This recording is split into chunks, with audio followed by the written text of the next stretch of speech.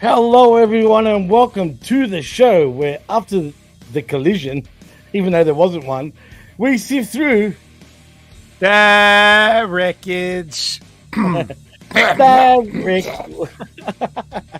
the wreckage right here on Morto's channel, attitude.com, and Hamid Media Group live right here on the YouTube. I am your host, Jimmy T. That is my co-host, the vet, Jamie Williams. And maybe I should have said, vet, after the dream, we sift through the wreckage, because I could have sworn I was dreaming a few times during this pay-per-view. Can we take a time out on 5 hours? No. You must watch all 5 hours. And I know that's what Antonio Inoki would have wanted. Oh, my God. Dude. He would have been proud of each and every match on this show. He would have wanted it to be 5 hours, maybe 6 if he could. You think? You know what's embarrassing, dude? I don't know if you caught this, but you know Antonio Inoki's catchphrase? Yeah, 1, 2, 3, da. Yeah, that's what I thought. I thought the same thing. I'm not going to lie, right?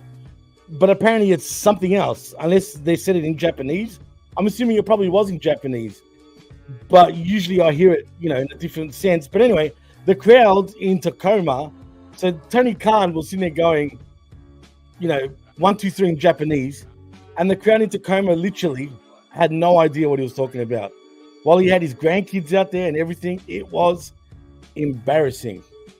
Well, I was sort of scratching my head at the, I wasn't aware that Tacoma, Washington was a hotbed of Japanese wrestling, and it needed to be the home of, this Antonio Inoki tribute show. But in all seriousness, that's the thing. Like, you can't I understand that you had to trademark this and you had to do all kinds of, legal stuff around it. But, if it's not going to be like that theme, then I think you should just call it something else or make a new trademark or something. And then next time you have enough, enough appropriate talent and matches to fill out a card, then you can bring Wrestledream back and do a Wrestledream show. It doesn't have to be the same time, every year just because you did it before. But whatever, it's it's his money, and I'm sure he felt very awkward out there with everybody not knowing what he was doing. So I'm telling you, dude, it was pretty embarrassing, but it is what it is. That's AEW for you. But I guess when we are here to talk AEW. But I guess we've got to get into some news, right? I mean, I don't know how busy or quiet it's been. And before I do that, I just want to thank everybody that sent me a happy birthday on all over social media. I thank all of y'all for doing that. It's another year down. I don't even celebrate them anymore. I'm so over it. You know what I mean? Mm-hmm. We're just getting older, vet. We're getting older and it sucks. But again, thank you all for wishing me a happy birthday. But let's get into some news, if there is any. And to be honest, it's been kind of quiet. I mean, how about this? I guess the Motor City Machine Guns are going to be debuting on SmackDown next week, actually, vet. For the millionth time that we've been talking about it. Yeah, apparently. After what we saw on SmackDown. Because I heard they were going to debut on the NXT and CW. So did I. That's what I'm saying. Are you trying to tell me that internet wrestling reporting is unreliable?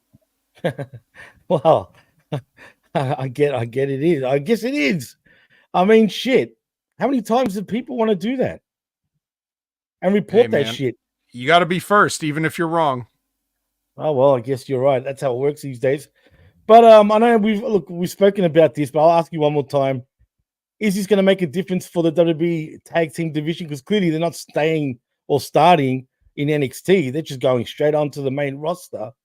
But these guys are both in their mid-40s and they're flippy guys. Mm-hmm. You know what I'm saying? Not mid-40s. I'm wrong. I'll say early 40s. But, I mean, do we really need them in WWE? Does WWE even really need these guys? I don't know if it's a really good investment, in my opinion. Sure, they were cool years ago. But at this point, I couldn't care less. How much of this do you think is like guys like, Parks and Williams in the back saying like, "Oh man, I'm telling you, you got to bring these guys in." Like, do you really? 100%, dude. I don't know what. But here's the thing: I'm not gonna shit on it, even though I hate the like. I don't know them personally, but I hate the idea of everything about them, and I've had 20 years to for it to grow on me, and it hasn't. And having to cover them since I've been working at HMG and doing TNA and Impact, whatever they've called themselves, and seeing the Guns going on singles runs, tag team runs, everything in just the short time, just the 4 years I've been doing it.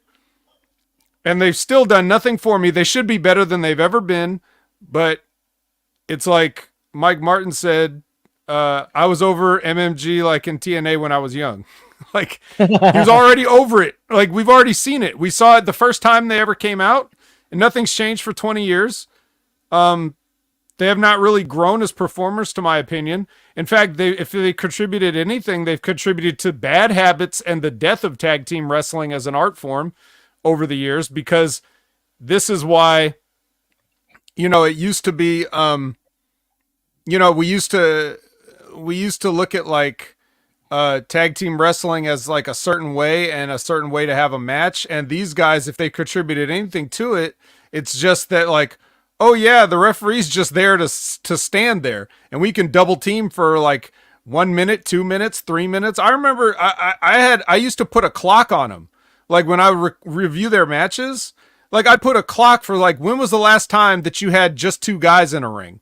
Like, and it got up into the minutes at times, like minutes without a tag. They're just guys just being in the ring. It's supposed to be 5 seconds. Yeah. These guys are up to minutes. So to answer your question, does the WWE need them? No, but here's why I'm not going to shit on it just yet. All that stuff I just said, that can be produced out of them if that's what they want. And if they are serious about making the tag division something special on the show, then sure, bring in the Motor City Machine Guns and do that. It could be any team, just as long as you're serious about, okay, we've ruined tag team wrestling since the late 80s, so let's rebuild it now. Are these the guys to do it? Time will tell. I have my suspicions, but I just think, you gotta, and I was thinking about this earlier today too. WWE doing a lot of good things right now, but still, lagging behind in a couple of things. And you kind of have to break your entire show, whatever that is, whether Raw, SmackDown, NXT, whatever you're doing, you have your product. You have to think of it in 4 different categories. You should have your tag teams, you should have your women, you have your middle of the road guys, and you have your top guys. You have to focus your show around those things, and everything you do on your show, you're like, which of these 4 aspects are we serving by doing, whatever we wrote down or whatever we planned or whatever we booked? Are we helping this division? Are we helping that division? What are we doing for that? And they should have focus on those things and build each of those things separately. And then you can sort of mingle them together, and you'll know when the time is right to do that. But yeah, tag team wrestling's been dead for a long time, and Motor City Machine Guns helped to kill it. But they can also revive it if they're smart enough. So let's see. Yeah, we'll see. I mean, I didn't mind Motor City Machine Guns back in the TNA days, and I'm talking about, 2006 is I think when they debuted, 07, something like that, around those times. They were cool at first. I've never been a Saban fan though. I just can't stand him. Shelly is cool. We've seen him in NXT in the past. But yeah, look, we'll see what happens, man. Good luck to him. Their vignette was pretty cool. I'm not gonna lie. That seems real cool, but we'll see how they get used coming next week on SmackDown. So it seems. In other news, in AEW news, that is, it was reported earlier in the week, Vet, that good old Jimmy Jacobs departed from AEW Creative. Mm-hmm. And it was reported that besides burnout issues, Jacobs also did not want to travel as much. And the current belief is that he will be taking time off in general from wrestling now that he's gone from AEW. It was reported that outside of AEW CEO Tony Khan, Jacobs was backstage at more AEW shows than anyone else. And in regards to AEW's current plans for their creative team, it was reported that AEW officials have been aware that they need to make creative changes, and this was something that they had been planning to do for some time. Jacobs' recent departure reportedly gives them a chance to do that now, and it was also reported that when Jacobs arrived in AEW, he was not familiar with their on-screen product, but had an open mind to learn about it and took recommendations to catch up. Those spoken to reportedly denied the recent rumors of Jacobs not knowing who Kazuchika Okada was. Come on now. But also in regards to Jacobs' creative work in AEW, it was reported that Jacobs had worked directly with Jericho to develop the Learning Tree gimmick, but this was something that was not originally his idea. Vet, is this a good thing or a bad thing for AEW in terms of them losing Jimmy Jacobs? A little bit of both, perhaps. I really don't know what his duties entailed there, but I do know that, you know, when I think, first of all, let's address the Burnout situation. I'm Burnout watching it, so I can only imagine having to make towns. Jesus. And plus, it's not like they go overseas all the time. You know what I mean? That's another thing I find strange. No, but that's the thing though. It's like it's just watching it is exhausting.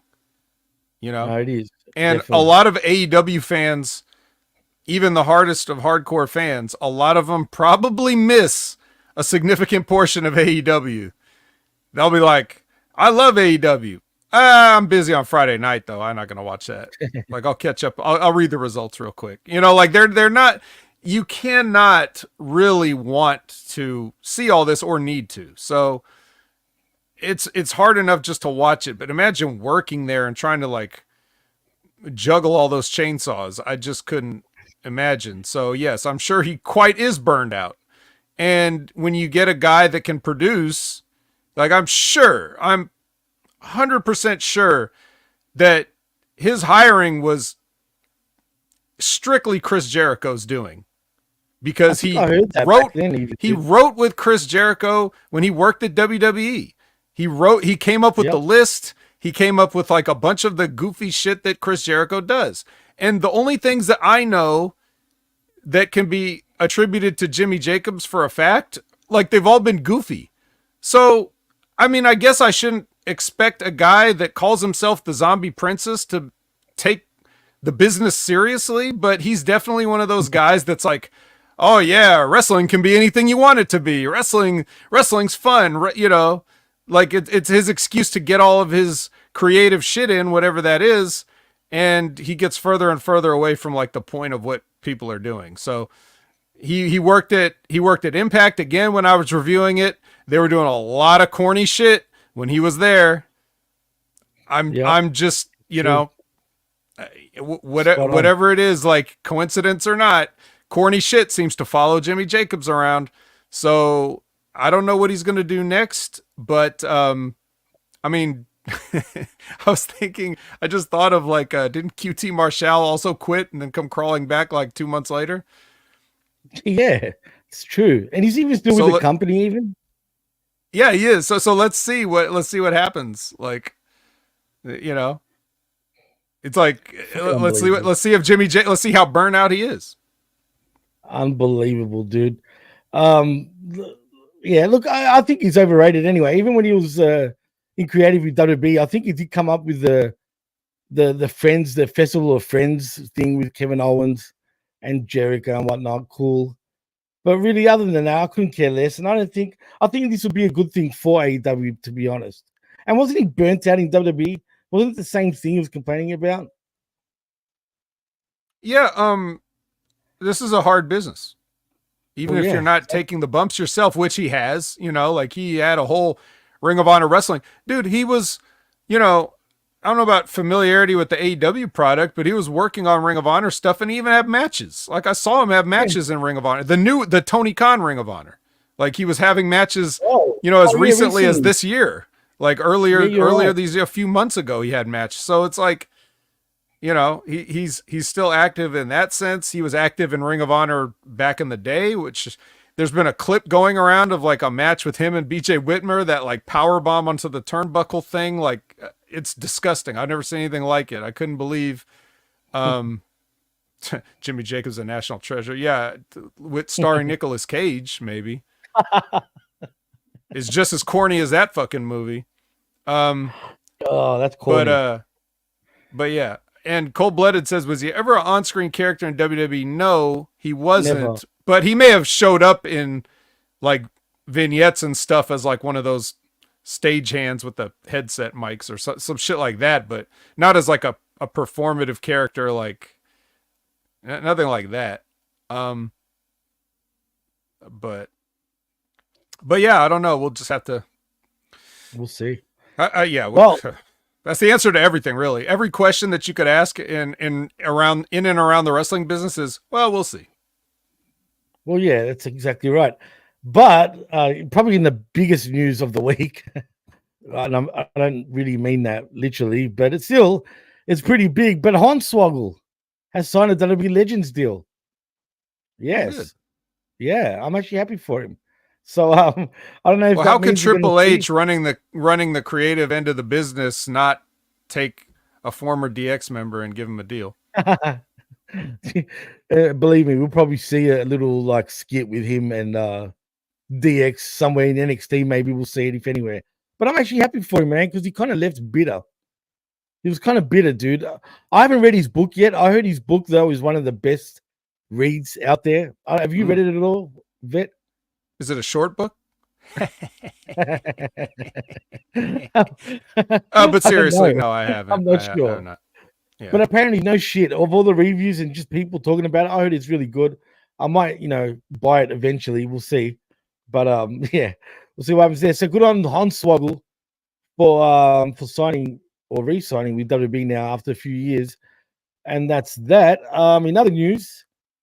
Oh yeah, just one more thing on the Jimmy Jacobs, because Mike asked. We talking about the guy that paints his fingernails and toenails? Yes, okay. That's the guy.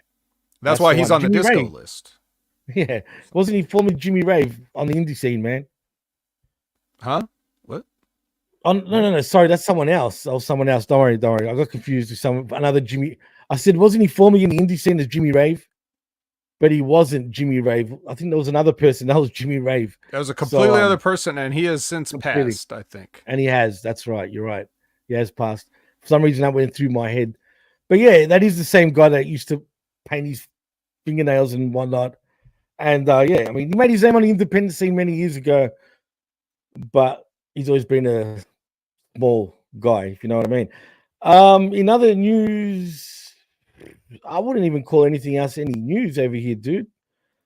Apparently Julia Hart has got a shoulder injury. That's why we haven't seen her. AJ Styles' foot injury seems to be legit and not at work. So, yeah, that's another thing. And that's about it, man. There's nothing really like that's earth-shattering when it comes to news. Caleb Williams is Jimmy Jacobs. He's just joking. Frank's just talking shit again. I know. I'll just bring it up there, but yeah, man. I think that's it, man. I don't think we need to really cut through any more news, Vet, unless it's something I'm missing that you know of. Other than that, we've pretty much spoken about what really mattered, dude. I don't think so, but if we missed anything, maybe you guys can remind us, or if you want to talk about it. Yeah, if there's anything you guys want us to touch on, please let us know and we'll touch on it, man. But otherwise, we've touched on what really mattered during the week. So, Vetty, saying that, how about we sift through some of this wreckage, and then I'll touch on the pay-per-view once we do that. And yeah, let's get into it. All right. Well, here's the thing. Like, it seems like, maybe this is maybe an unfortunate choice of analogy or whatever due to certain conditions in the US right now, but when it rains, it pours, because people are always telling AEW, like, nobody cares about long matches. You guys need to do stories. You need to do stuff.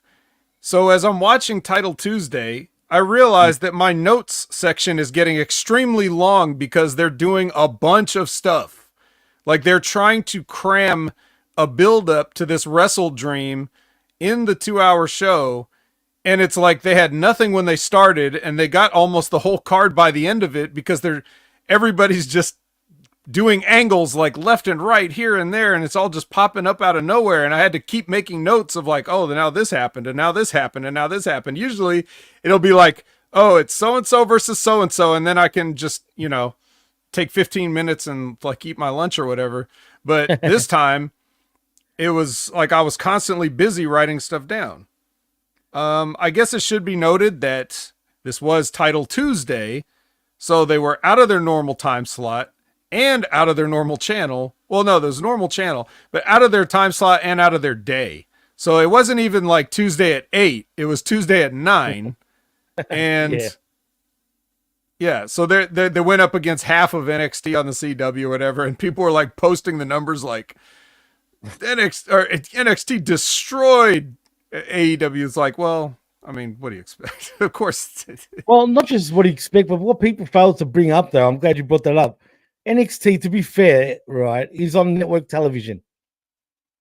So I would expect them to destroy him in numbers. Yeah, AEW got mega low numbers, but I'll blame that on, they weren't on their usually scheduled time slot. And otherwise, it wouldn't have been that low, surely. I mean, let's be honest. Right. When they go back, it'll be like 600,000 again. But Right. the problem with doing that is that what this does is, and if there's actually any human beings that really just have cable or satellite and really just sit themselves down every Wednesday at the same time to watch Dynamite specifically, like, yes, I'm ready for AEW. I got my snacks. I'm going to watch it live.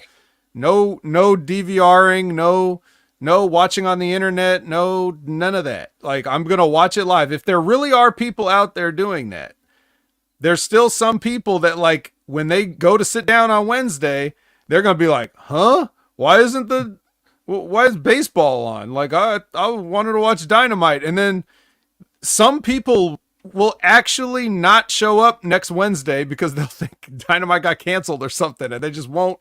Like, they will lose people from this forever. Maybe not many, but some. And that's the danger of like getting moved around, 100, man. I mean, shit. I didn't even know Collision was not on this week. And I understood why, but for example, but they're not good at letting you know what's happening properly. Do you know what I'm saying? They don't really promote it properly enough if there's a time change and a show change and whatnot. You know what I mean? But I'm glad there wasn't any Collision, though, to be fair. Well, yeah, we just don't have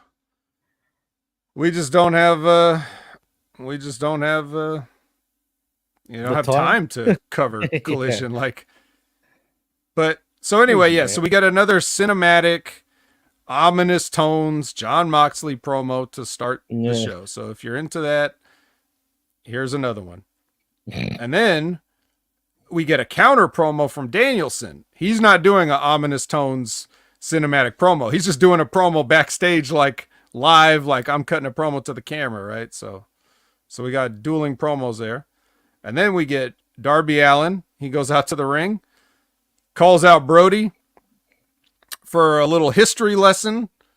And this is sort of a lesson for us I'm going to give Darby credit in that he's trying to make the fans care. And he does about as well as he possibly could, given what he has to work with.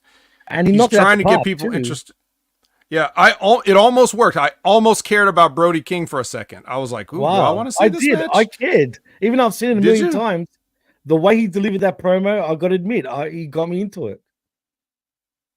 Yeah. He was passionate, dude. He showed a lot of passion, and I like that. You know what I mean? So he's a very underrated, I feel, on the mic, man. People don't give him enough credit at actually how good he is on the microphone. Yeah. So whatever that was, Brody King had something to say, and then it just devolved into violence, and then Darby Allin hit him with a rock.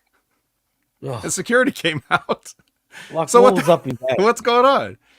Yeah, they fucked it up. See, everything was gravy for me until that point. And then I was like, yeah, whatever. You know what I mean?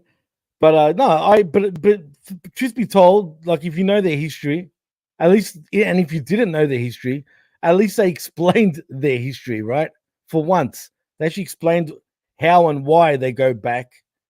And you know, because usually they don't do that. But luckily for us, we had Darby to actually explain that for us. So kudos to him. Like I said, I enjoyed the promo. It just got a bit whack after the promo. Yeah, he's hit him with a rock. Exactly. Like, not a Dwayne Johnson, you know, like he didn't hit with this rock. No. It was big. It was big too. Like he had to hold it with both hands. Stupid. That's what she said. All right. So now we get Renee backstage with Jake Roberts. We haven't seen Jake the Snake in a while. Stupid ass dude. Oh boy. Well, just hold on. Now don't spoil it for the people. Obviously nobody watched this show, so our audience is hearing about it for the first time. God damn. So yeah, Jake the Snake's back there, and Don Callis is back there, and they got Lance Archer back there, and they conduct a talent trade. So the Don Callis family is getting Lance Archer for a player to be named later. Or players. Yeah. And when Renee tries to ask who the player to be named later, Jake's like, "You like surprises?" And then doesn't tell her. So I guess we'll find out. Oh God, man. We'll find out. I won't say it just yet. But for me, it doesn't put the guys that got traded or Lance Archer over at all by doing this. And I'll say, why. You spoiled it again. You said guys. Now our audience knows that it's more than just one guy. Great job. It's even worse. It's even worse. But anyway, I'll touch on that when we get there eventually. Yeah, we were supposed to find out together. Come on, quit jumping ahead, Jimmy. Hold on. Sorry, man. Sorry, my bad. All right. Well, Renee Young catches Daniel Garcia in the parking lot, and nothing. Like the most boring, nothing happening, nothing ever. Like she's like, Daniel, can you tell us something? We haven't seen you in forever. He's like, sorry, Renee, I'm going to tell everybody. It's like, well, everybody's watching, you asshole. Tell her now. All right, yeah, over dramatic for nothing. They can hear you in the building. If you speak in the mic now, they can hear you in the building. So just say it now. You know. But anyway, yeah. All right. So yeah, Renee's working overtime. She must be, you know. Dude, she looks annoyed half the time now on AEW television. I'm not gonna lie. Yeah. All right, Hologram versus Commander. Is this the Hologram Dynamite debut here on Title Tuesday? No, I think it's the second time he's been on Dynamite. There was one other time. This is the second time. So and this wasn't impressive, dude, at all. This wasn't your Saturday Collision type of Hologram, put it that way. No, surely not. But he was in there with Commander, so he has somebody that's smaller than him. But yeah, they do a bunch of stuff like you'd imagine they would do. I'm not sure, but I think Hologram is starting to, like, the guy himself, not the gimmick, but the guy is starting to, like, get worse. Like, he's not as sharp as he was when he debuted that time. You saying he's regressing over time? I think so. Like, a lot of his shit don't look good, but anyway, he does end up winning the match, at least with his airplane bomb. But what were you gonna say? I was gonna say you're onto something. You know what I mean? Because maybe look at first he was impressive, and we hyped him up. Absolutely, we did hype him up, but he has seemed to sort of regress a little bit, man. And I'm not sure why. You should be improving, not getting worse. Because it's not like he's not getting television time. He's definitely getting a lot of television time. It's just, I don't know. It's interesting that you bring that up. Well, it's also like, you know, you had that one match he had. I remember coming down on him a little bit because of not just him, but everybody, because it was with the premier athletes. And I was just like, well, okay. So you guys aren't kind of doing his stuff or whatever, but this is Commander. So if you can't do your stuff with Commander, then what do we? I don't know. But Well, it's funny. Juan Alarcon wants to know, is Hologram a character that TK created when he was young? I can see that. I can actually see that. Supposedly he is. That's what I heard anyway. That this is an idea he's had for a. Supposedly, if you believe what is out there, and maybe it's not like it doesn't make sense. This is a gimmick, if you could call it. What is the gimmick? It's a gimmick that Tony's had in his mind for a while, and he just didn't have the right person to give it to. So, hey, apparently Aramis was the guy. Like he saw Aramis and he was like, "Yeah, that guy." And he must think he's Vince McMahon, like creative wise. Vince came up with the Undertaker, for example, and stuff like that. He must feel right up there with him for creating someone like a hologram. Yeah, man. Maybe couldn't they at least not real at all? Maybe he's never been there. They should do some sort of hologram, legit, right? Before he comes to the ring, where you see him in the ring and he's doing all these super flips or whatever the fuck. Then it disappears and he comes out from the stage area, right?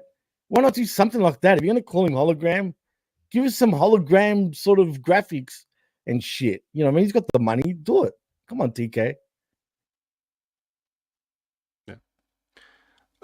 Well, hey, you know what? It's time for Jake Roberts to already tell us who he got on in his trade. And apparently it's very lopsided because we have Roosh and the entire crew, and they come out and they jump Hologram. And, so this would be the crew being what? Dralistico and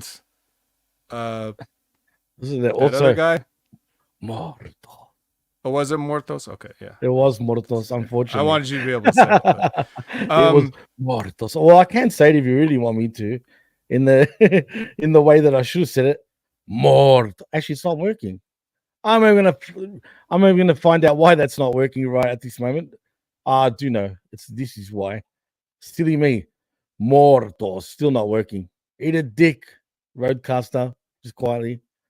Damn. I don't know why it's not working, but anyway, I'm even going to try to realize why it's not. The point is, it was Mortos, Dralistico, and unfortunately, Roosh. With the horns. Dude, how do you trade Lance Archer, though? This is what I wanted to say before. You trade in Lance Archer for these three. I mean, that's a win for fucking, for what's his name? Jake? God. No, not for Jake. For the Don Callis. Don Callis. Wait a minute. Mean these guys? That's what I'm saying. I'm confused. Are they part of the family now? What's going on? Well, they were. Well, they did. Okay. Oh, this sounds so stupid. Because the more you try to explain what they're trying to do, we sound like nerds just trying to make sense of what they're giving us. All right, so Roosh. Don Callis was trying to get Roosh as part of his. He was trying to. He wanted him to join the Don Callis family, even though he would never show up in those things with like Kyle Fletcher and them. Roosh would go with them, but it would see Don Callis was like trying to get him to like, like get him ready for whatever. And then Roosh just brings in the other LFI guys, and then it's like, oh, so now what does Don Callis have all these guys? So now Don Callis is trading people that I didn't even know he ever officially had under contract. Insane, dude. And when was the last time we saw Jake Roberts anyway? It's been quite a while. Quite a while. Also, Lance Archer hasn't ever won a match, I don't think. So what, it's Jake Roberts really came up on this deal. He's like, not only did he get 3 guys, but at least some of them have won matches before. So yeah, it's I'm telling you, man, this was a win for Jake. So the only thing that matters, the only thing that is left to be determined is if it's a win for us as the audience. It definitely isn't, and none of this made sense because, like you said, I didn't even know Don Callis had these guys under his wing, and we never see him. So it brings me back to this: does Tony Khan truly think his fan base are stupid. Like, it's anything I can think of, or has his cocaine habit literally made him forget what's going on and who's who and who's where and what's what? Like, how do you take this shit seriously when none of this actually makes sense? And I didn't know they were even part of a faction a faction that was part of a faction. Plans change. And Mortos. Yeah. Come on. Serious? Right. Well, let's get off of this. Let's go. We get a serious Mark Briscoe promo. No yelling, no word of the day. He just looks in the camera and cuts a promo. So Mark Briscoe showing why he's a full utility player. He can do whatever you need, which is one of the things I was saying a long time ago when, you know, the Briscoes were still in Ring of Honor as a tag team. And I was like, these guys can do whatever you need them to do. It doesn't matter. If you need them to have a match with anybody, they'll have a match with anybody. You need them to cut any type of promo, serious, cursing, no cursing, whatever you want to do, they can do it as long as you need them to do it, as well as you need them to do it. I just don't understand why they're languishing in Ring of Honor. I guess people bought into the gimmick too much and thought they were really like out of control or something. But to me, they've always seemed like total professionals. And, you know, Mark Briscoe is showing that now because he's all over the TV and he's doing all kinds of stuff. So usually he's goofing around with the conglomeration, but this time he cuts a serious promo so he can show he can do it. And he can. I think people don't give him enough credit for how good he can be when he's asked upon to do so. Because, you know, to be fair, he was always taking the back seat to Jay. You know what I mean? It is what it is. Jay was the better promo guy. I mean, there's no arguing the fact. I don't bring up bro. a point. That's also a good point. I mean, that's what. Well, that's what I loved about the Briscoes, because they were so similar, but they were still different. Oh no, they're you know what I mean? Like you could definitely. They each brought things to the table, even though they definitely felt like brothers because they were. Oh, no. They definitely felt like a tag team because they were. Right. And yet when they went on their singles runs, you bought it because it's like, yeah. Absolutely. Wasn't Mike Martin wants to know, wasn't Canyon Mortis in WCW? Yes, he was. Not Mortos, but yeah, he was not Mortos. This was Mortis. Jeez, yeah, that's Latin. Unlike Mortos, which is still kind of Latin. It sounds more Greek to me, though, Mortos, to be fair. Well, yeah. What do you call a minotaur in Greek, Jimmy? You call it minotaur? Well, kind of, yeah. It's like Minotauros. Minotauros. So, you know, Mortos. Got it. Yeah. So, Garcia's in the ring with his dad jeans. He is staying in AEW, and he wants us all to know that, as if there were options, or as if fans thought there were options for him. I'm sorry. I still don't believe that there was any interest from anybody, like, we really want to sign this guy. You can't make me believe that, especially when he comes out here with these dad jeans. Shouldn't even, like, these are the jeans that Triple H was wearing in, like, 97. Like, well, I mean, is that him waving to the other guys? Like, these are your jeans, Triple H. I truly think these are the jeans that Rock has in that picture with the fanny pack. Didn't The Rock wear his boots or his shoes or whatever? But I'm pretty sure he used to wear Timberlands during those times or something similar, but over the jeans as well. Like, he'd have the jeans sort of tucked into his boots. The high-tech boots? Yeah. Oh, yeah, exactly. You should have done that and it would have been complete. I'm talking about Garcia. The tapered leg jeans tucked into high-tech boots. That's how Daniel Garcia shit came out. Man, he's such a dork, bro. I couldn't care less. And you truly think WWE was interested in this guy? Give me a break. Yeah, so unless they just wanted, unless they were ribbing, like, I could see them putting the word out, like, oh yeah, we want Daniel Garcia. Come on, man. What would they honestly do with a guy like that? For real, man. I don't know. I don't know. But then again, they've surprised me sort of this year with some of the recruitments they've actually gotten. So I don't know. Maybe I'm wrong, but I just don't see it. They got guys in NXT that haven't even been on TV yet that are going to get released before they even make their TV debut that still have more upside than Daniel Garcia. Just so everybody knows. Facts, man. Absolutely. Now, speaking of upside, we get a Swerve Strickland package, but I'm interested in who was training Swerve Strickland because EJ Nduka's in this video and he looks like somebody. So are we gonna get a EJ Nduka in AEW? Well, Can he do something with MVP and Shelton Benjamin, perhaps? He did make one appearance with Swerve on television, as a matter of fact. Right.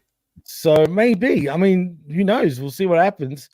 So far, not so much. We've only seen him once, I believe, on television. But I want to see it. Why not? Yeah. Mike says Ron Simmons wore that style and made it cool. I just don't think anybody was going to tell him, Mike. Like, you're not going to tell Ron Simmons. You're just not going to tell him, right? You're just not going to tell him. All right. Mike. But anyway, yeah. So Swerve is going to return at Wrestledream. So look forward to that. And speaking of MVP and Shelton, they are amused by this video. They're watching it like, yeah, Swerve Strickland. Yeah, amused. Yeah. I mean, I would be amused if I was them too. I mean, heck. Yeah. We get Renee with Mercedes and Camille, and they do their thing. Yeah. Oh, Jimmy, you don't like it? All right, explain. She's so annoying me now. I know that's her thing now, is to annoy everybody. But god damn it, I hate her, bro. And not because she's a heel. She's just for me, it feels like almost like that's her, dude. Like, I don't know, bro. I just can't stand her right now, man. Then again, she's doing her job, then I guess, right? That's the whole point. I shouldn't be able to stand her, so yeah. But still, I just don't. She's got go away with me, dude. Now, she really does. Yeah. Well, anyway, Camille just stands there quietly, so that's another fool. That's her best use. Dan Garcia's hugging people back there, like, "Hey, thanks for staying, man. Hey, all right, I couldn't leave you guys. Haha." Why did they make a fucking fuss over that, dude? That was another thing. Like, why? It's just Daniel Garcia, man. And the only Danny Garcia that I know is a female that is actually way bigger than the male version. I mean, I showed you, right? The Rock's ex-wife. Right. Yes, that's Danny a beast Garcia. Right there, bro. That's a Danny Garcia. That's why he knows to call himself Daniel, right? to make sure that there's no confusion. Oh boy, there's only one Danny Garcia I know.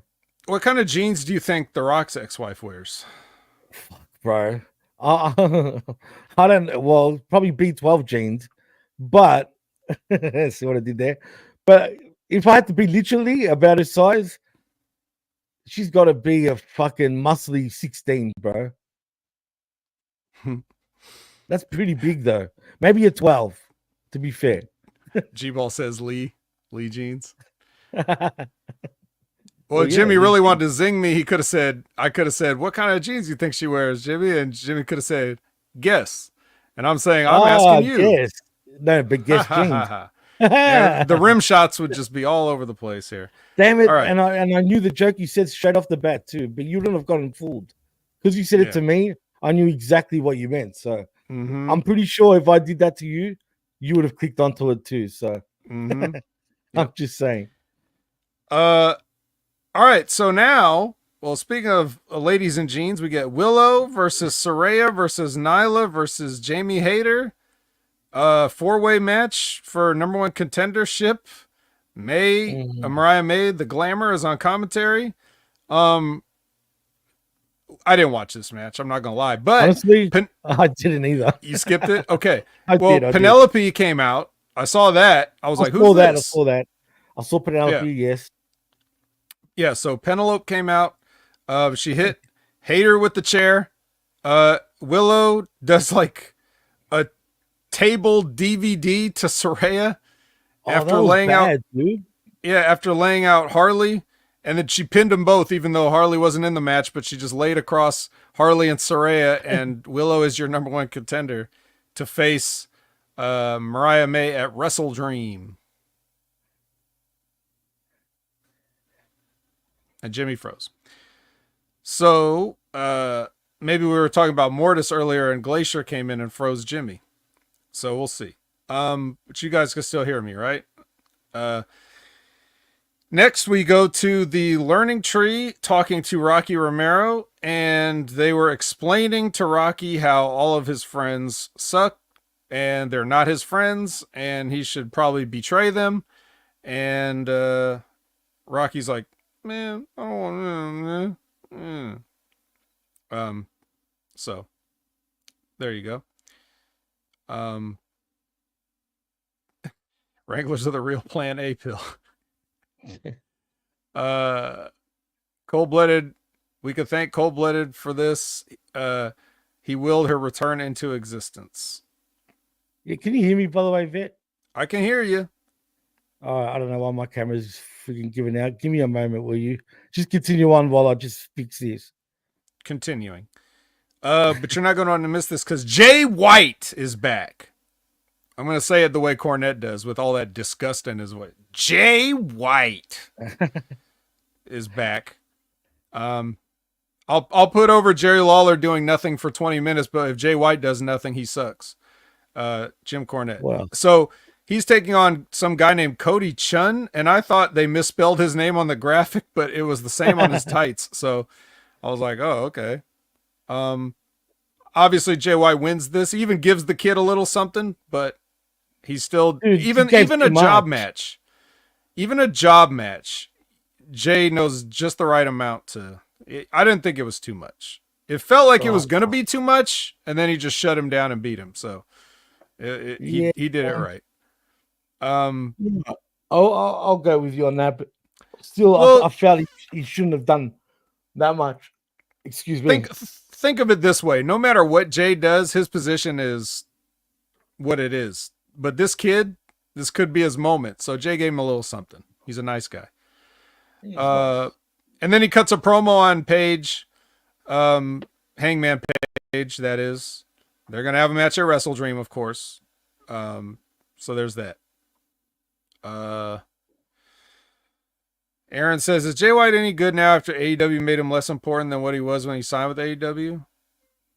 Well, you're going to have to wait and see, Aaron, to find out on that one. Yeah. Just quietly. Yeah. Jay White is fine.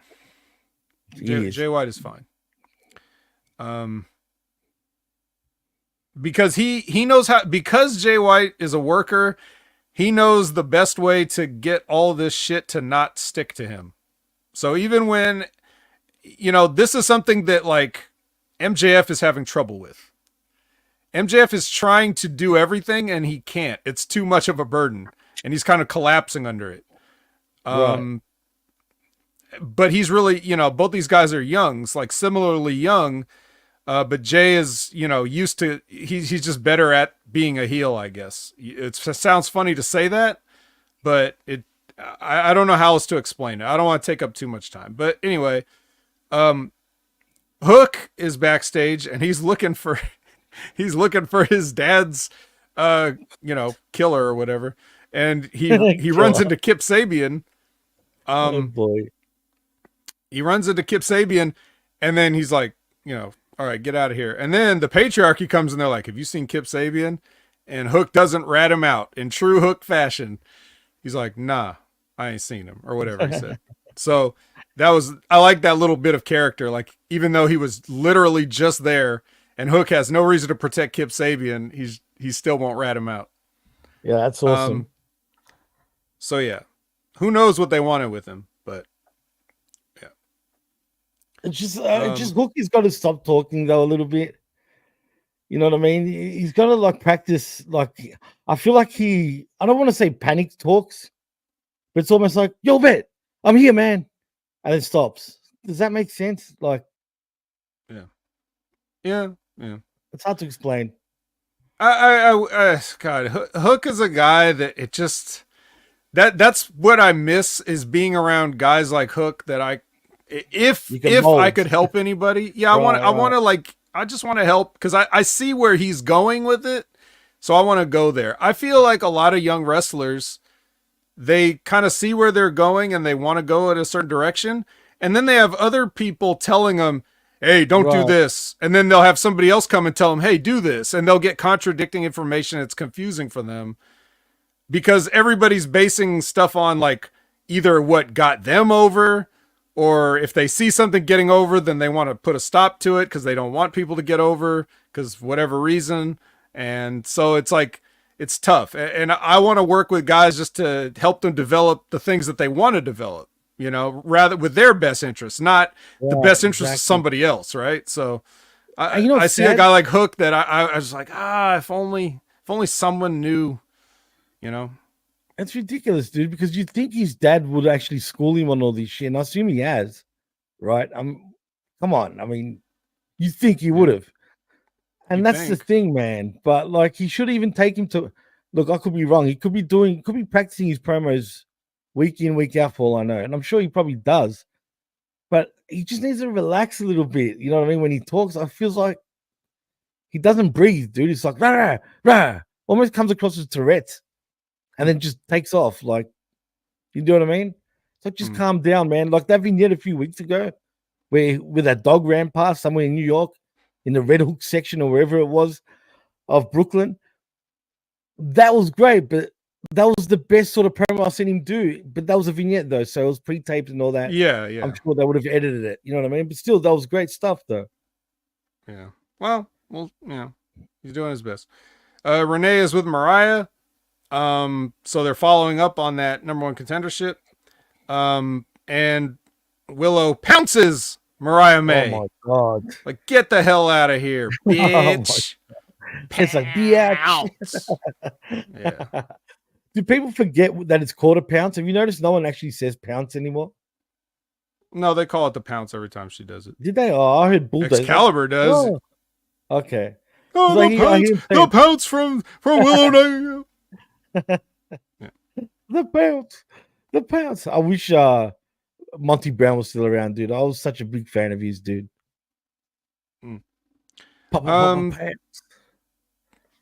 Yeah, so okay, now we get this. I have some questions. CEO versus Emi Sakura. What? I love this match, bro. Did you? I did, because Sakura was kicking the shit out of Monet throughout this match. We all know that Sasha Monet was gonna win, right? But I felt like she had to earn it, dude. She gave her a few potatoes. I don't know, dude. I actually enjoyed this match. I'm not gonna lie, I really did. They put on a good show. I mean, it looked like Sakura was. It went for quite a while too, dude. Did this match get close to 30 minutes? It felt like it. It felt a lot longer than it was. It definitely went through I'm a break. telling you. Maybe yeah, two. Definitely. Unbelievable. Wait. You talking about his first character, Mike, as in when he was the Tasmaniac, when he was the Tasmanian devil, literally? It's pretty much what he was doing. I don't know if Hook should be that. I mean, come on. Nah, I don't agree with that one. Whatever. I wish I could. Yeah. I wish I could help Hook under the table. That's all. Okay, that sounded weird. I wish I could secretly consult. Much like right. Allegedly some people on Hameen Media Group have consulted in the past. I wish that. True. But anyway, yes, the match is what it is. The statement maker, Emi taps out to the statement maker, and then they're going to beat her up some more. Camille and Mercedes are going to beat up Emi Sakura because of that long history they have of this one match right here, right now. And then Statlander prevents the further beating. She runs in, runs them off. You know, get out of here. A whole bunch of Muppets running. Yay! Doing one of these ones. Yeah. DGAF. Yeah. And what's his that wig Monet was wearing too, dude? It was too thick. So I need to tell her it was it wasn't thick. Coming off this time, at least. That's true. That's actually a good point, but it seemed heavy, man. That's for sure. Yeah. Okay, Renee is with Private Party, and Stokely comes in and he offers his services to Private Party randomly. And they're like, essentially they say, nah. And then they do like a short promo saying something like, we're going to beat you, Young Bucks. I don't know. I don't remember. That Stokely thing was weird. All the way back on Tuesday. I don't remember. Yeah, I know. I'm surprised I'm even remembering half this shit because I watched it on Tuesday as well. And I thought to myself, you know what? I should wait till the end of the week because I'm going to forget half this shit. But luckily, as you're bringing it up, certain things are coming back to me though. So it's all good. But yeah, the Stokely part was a little weird for me, dude. What was up with that? And where is Stokely? He's right here trying to get Private Party to. Oh, I see. Yeah. I don't know, man. They're messing him up now again, dude. They're fucking it up. But whatever. Well, he's lost now that Statlander dumped him. He's a man without a country. He doesn't know where to go. He's trying to hook up with Private Party for some reason. I don't know why he thought they would be a good fit. But do you think it would actually be a good fit if he was to sort of join?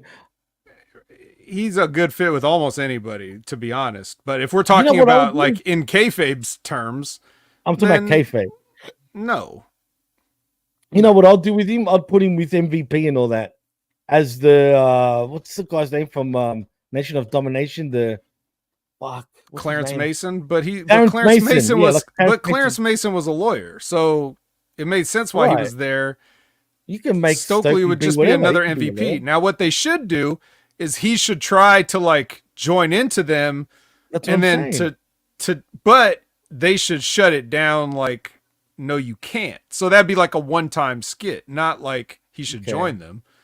Yeah, they should be like, no, we're actually serious. You're a joke. You're always joking around. Maybe if you got serious, you wouldn't be trying to join people. People would be trying to join you, or some promo like that. I just came up with that off the top of my head, but you get it. Pretty good. I get it. All right. So Shivani brings Ospreay out. Then Ospreay says, Don Callis, get out here. And then what does this say? Oh, okay. I get it now. He was like, did you send Takeshita down to interfere in my match? And Don is like doing the whole, well, let's just go talk about this. It's like, oh, we're talking about it right now, bruv. And then he finally they do the thing where he keeps pushing Don until Don just admits, yes, I sent him. Yes, I sent him. I do it again. It's the A Few Good Men. Like somebody was clearly, maybe John Moxley was watching A Few Good Men and he was like, hey, remember that movie A Few Good Men where Tom Cruise keeps saying like, I want the truth. And then Jack Nicholson's like, you can't handle the truth. Well, what if Will Ospreay says like, did you send Takeshita? No. And Don Callis says, you don't want to know if I sent Takeshita. What if that happened? Oh God, I would have been on the floor, literally dying. Yep. I mean, you know what? But you bring up a funny point because I can see that being legit, though, dude. I feel like Moxie's going through this movie sort of phase in his life for real, where him and Renee are kicking back. Oh, you think I'm joking? I'm being serious. He had a lot of free time during rehab and recovery, dude. I'm telling you, and he came across Romper Stomper first for the very first time ever, right?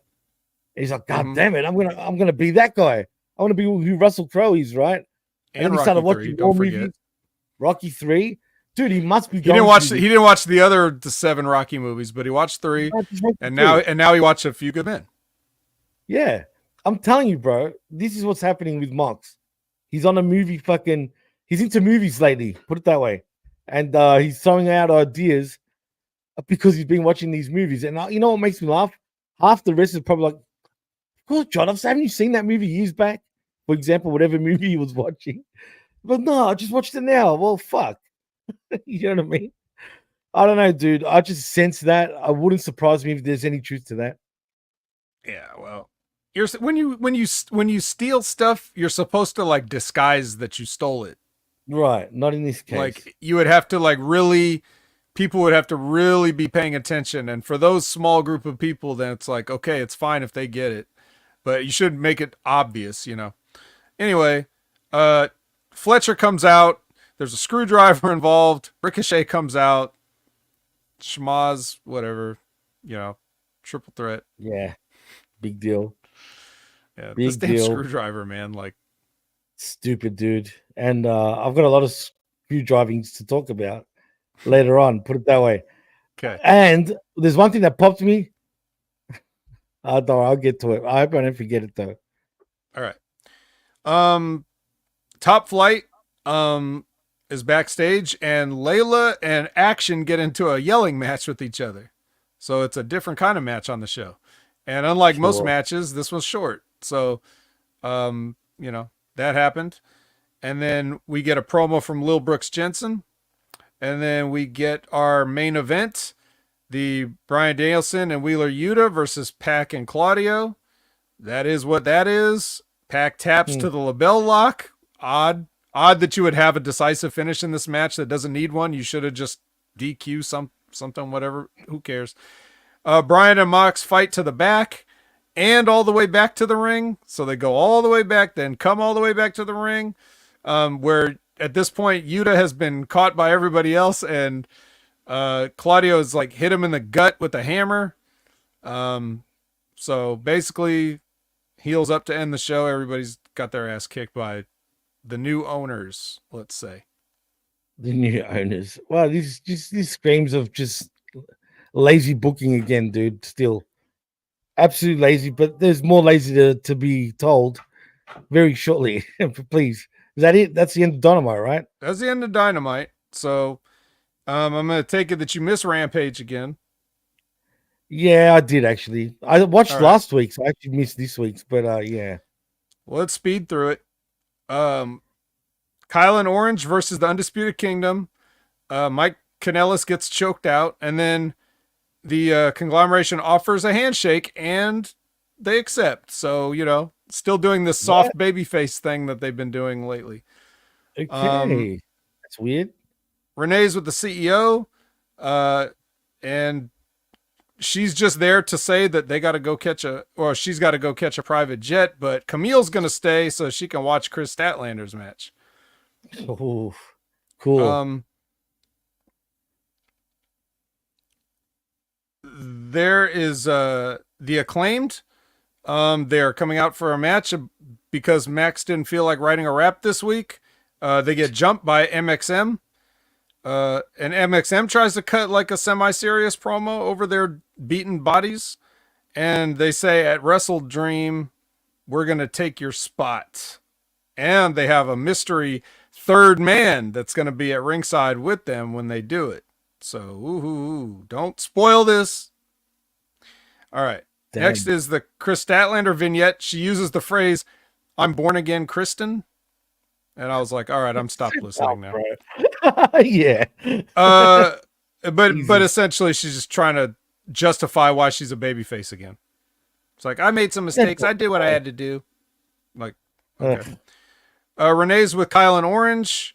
And then Rocky is like, Rocky's there. And Kyle's like, Mark's not here. We don't have a word of the day. And Rocky's like, the word of the day is you guys stay back here and I'm going to go out there and handle business. So, cool. Statlander versus somebody named Amira, and Camille is watching on the monitor, of course. Statlander hits the Friday Night Fever, and Camille still watches. Renee is with Jericho. Jericho tries to do a somewhat of a serious promo as far as he can do inside of this gimmick. It's a good promo. He does have a word of the day. The word of the day is humble, which is, Mark has been, he needs to be humbled because people have been being nice to him ever since his brother died. And, he's got to learn some humility, and there's no free rides, basically what Jericho's promo is. And he's going to take that belt and become the Nueve. Oh, the Nueve, not the Ocho. Well, yeah, he's already been the Ocho. Yeah. Exactly.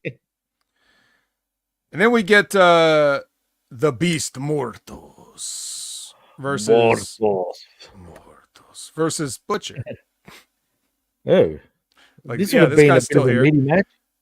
Yeah, it could have been, but it was. Yeah, he was like, I guess he was out of provisions at his shop, and he needed to get some more steaks, so he thought he'd cut him off this guy. Well, speaking of steaks, can I ask, is his former tag team partner gone from AEW? He got released, didn't he? No. As in the Blade, or is he still there? I think he's catastrophically injured or something, because I think Allie is gone. Yeah, she Like got. I think the I bunny remember. is gone. But when the Butcher came out, the graphics on the screen still said Butcher and Blade. So they would have erased that if he was like gone. Okay, Unless they're that disorganized that they got. Wow. Yeah, you never know. But I was pretty sure he got injured in the first place. So Okay. yeah, whatever. Roderick Strong's on commentary, trying to tell the story of like, I thought me and Mortos were friends. I thought he was going to join the Undisputed Kingdom. Yeah. Damn. That would Well, be funny, obviously, you know who wins this. You got to give Mortos a strong win because he's got a 2 out of 3 falls match coming up, which we didn't know at this point, I don't think. But he's got a match against Hologram at Wrestledream, and yeah, so we got to give him a strong win against the guy that never wins, the Butcher. Right. There was a spot where and Jake Roberts is watching, by the way. He's also watching backstage because this is his new talent. So he's watching. But there was a spot where like Mortos came off the top with like some move and the Butcher it was like he like, I don't even know what to call the move because I don't know if this was exactly what he wanted it to be or if this is just what he improvised, but he basically climbed up the turnbuckle like he's facing out toward the audience, and then he sort of like turns and like flips and sort of twists and whatever, and just ends up like hitting Butcher with all shoulders, and Butcher just falls over. It looks like the weakest thing, but that's what beat him. So it was pretty funny. Mortos. Renee is with Harley Cameron. She says everything is Anna Jay's fault. Okay. And she's gonna. Why? That's what Renee wanted to know. She's like, why? She never.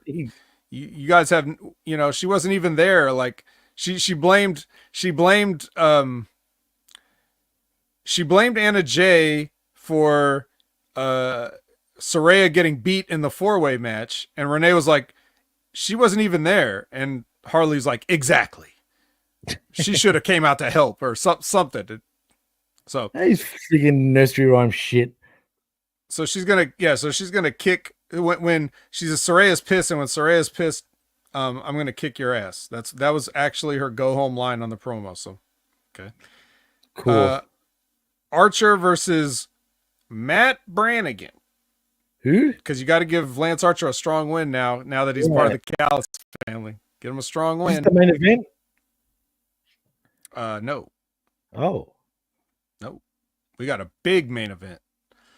A banger? A big business main event. Oh, a Bad Apple main event.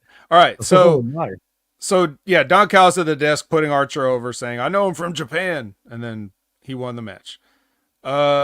We get a promo that apparently took place on Tuesday with Jake Roberts and LFI, like, I guess after he, acquired their services. So it's him with the 3 guys. So it's a good, Jake Roberts does most of the promo, and then Roosh gets his horns line in, and Mortos goes, arr.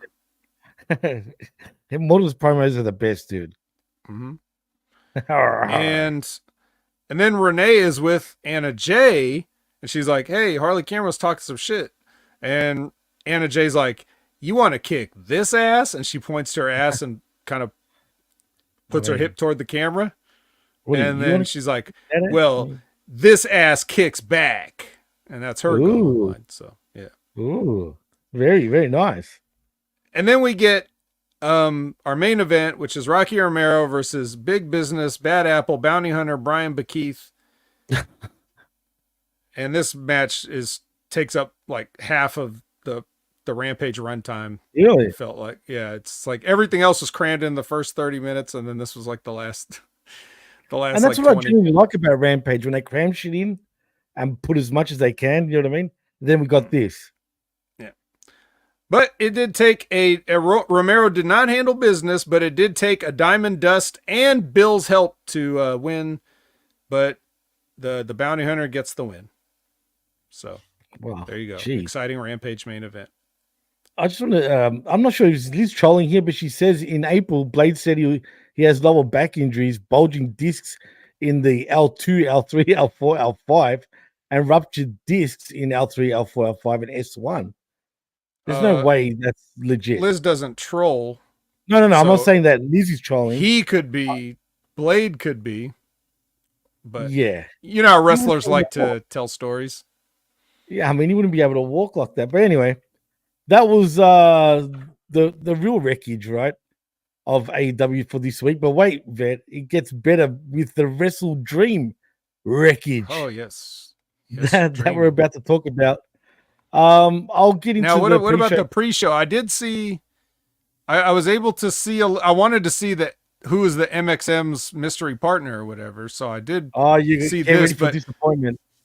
I know who it is now because I saw it, but I'm just letting you know what I did see and what I didn't see on this particular show, because with my time constraints, I couldn't possibly watch all of Wrestledream and still bring you the wreckage on time with Jimmy. So yeah, man, look, it's hard to do, dude. Thank God there was no collision. Like I said, I pulled my back out to Val, who was my wife. All right, well, we might as well just get out of here with that. Tell the people what cold, bro. All right. Well, look, yeah, that was the pre-show. I think you were talking about it first, right? So continue if you still have anything to say about it. No, I just we'll talk about that when we get to it. Whatever that MXM match was, but well, did they have another match before that? They do, because it's Atlantis Junior. Oh yeah. Wait, what is this? Wait a minute. Atlantis Junior was the Ring of Honor TV champion. Right, I didn't know that. So because I haven't been watching Ring of Honor. But anyway, Atlantis Junior, your TV Ring of Honor TV champion versus Brian Cage. And look, I was just sort of just glaring at this match. It wasn't long, it was pretty short. Brian Cage does win by pinfall and becomes your new Ring of Honor Television champion. Wow. Yeah. Well, he joins the likes of the prestigious Atlantis Junior. Atlantis Junior. And wow. The guy he beat for it. Hey, at least a big guy beat a small guy for once. I mean, that's positive. That's pretty crazy. It's crazy. crazy. This is about, I think this is, let's see, AEW's been around 5 years. Yeah. I think Brian Cage has picked up about an average of 1 win a year. So I'm going to say that there was like maybe 1 year where he won 0 matches and 1 year where he won 2. So that like brings the average to about 1 per year. And I guess this is his win for 2024, and it's a belt. So that's good. Absolutely, that's good. Speaking of good, though, Vet, it is Anna Jay versus Harley Cameron next. Oh, and okay. This is... I didn't see this match, but I did see something from this match. So what was that? Oh, okay. So someone posted a clip. I think I saw it because of the Mighty Bobo. Because he wanted to do a wellness check on Jimmy Corderas after this. Because what happened was,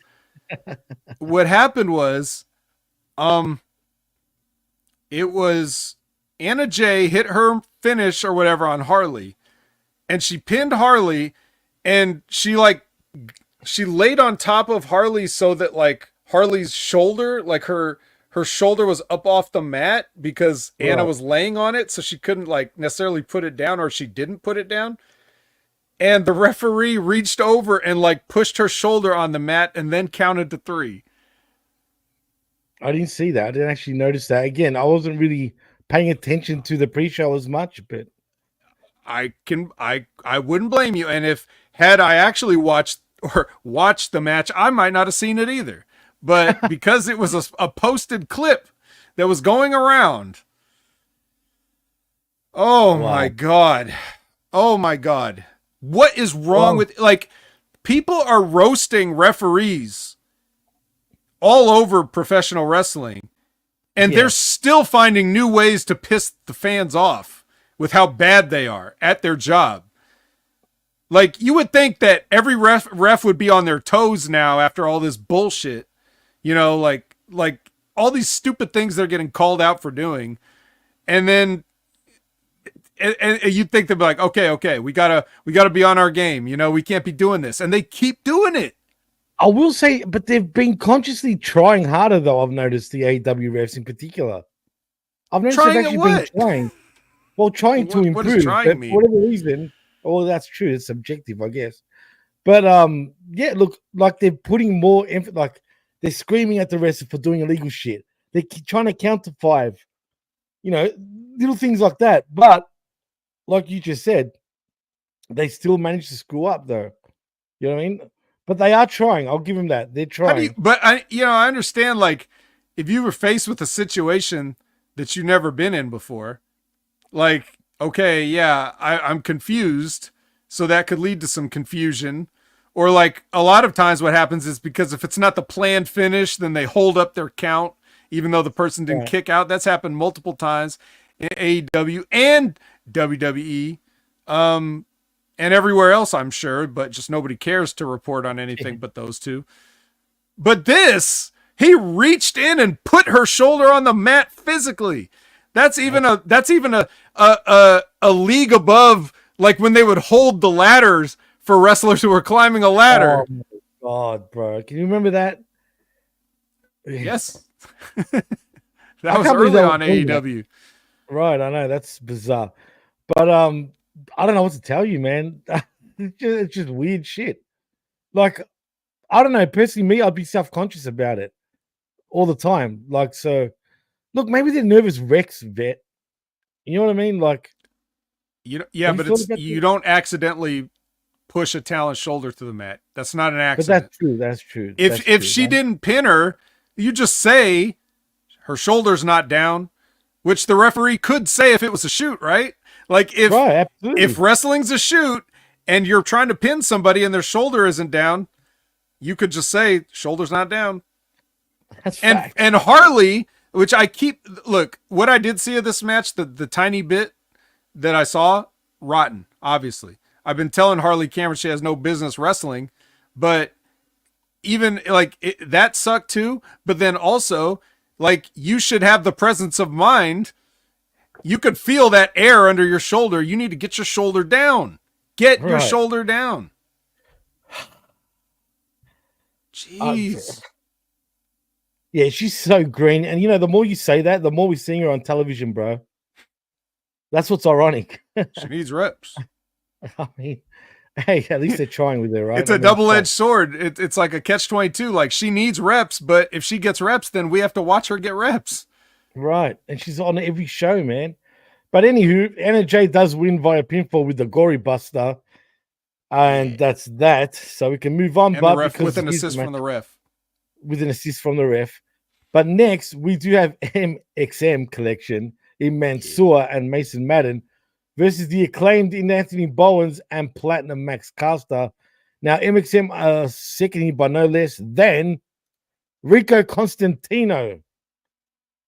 Vet Rico, yes, that Rico from Billy and Chuck days. Yeah, that one too.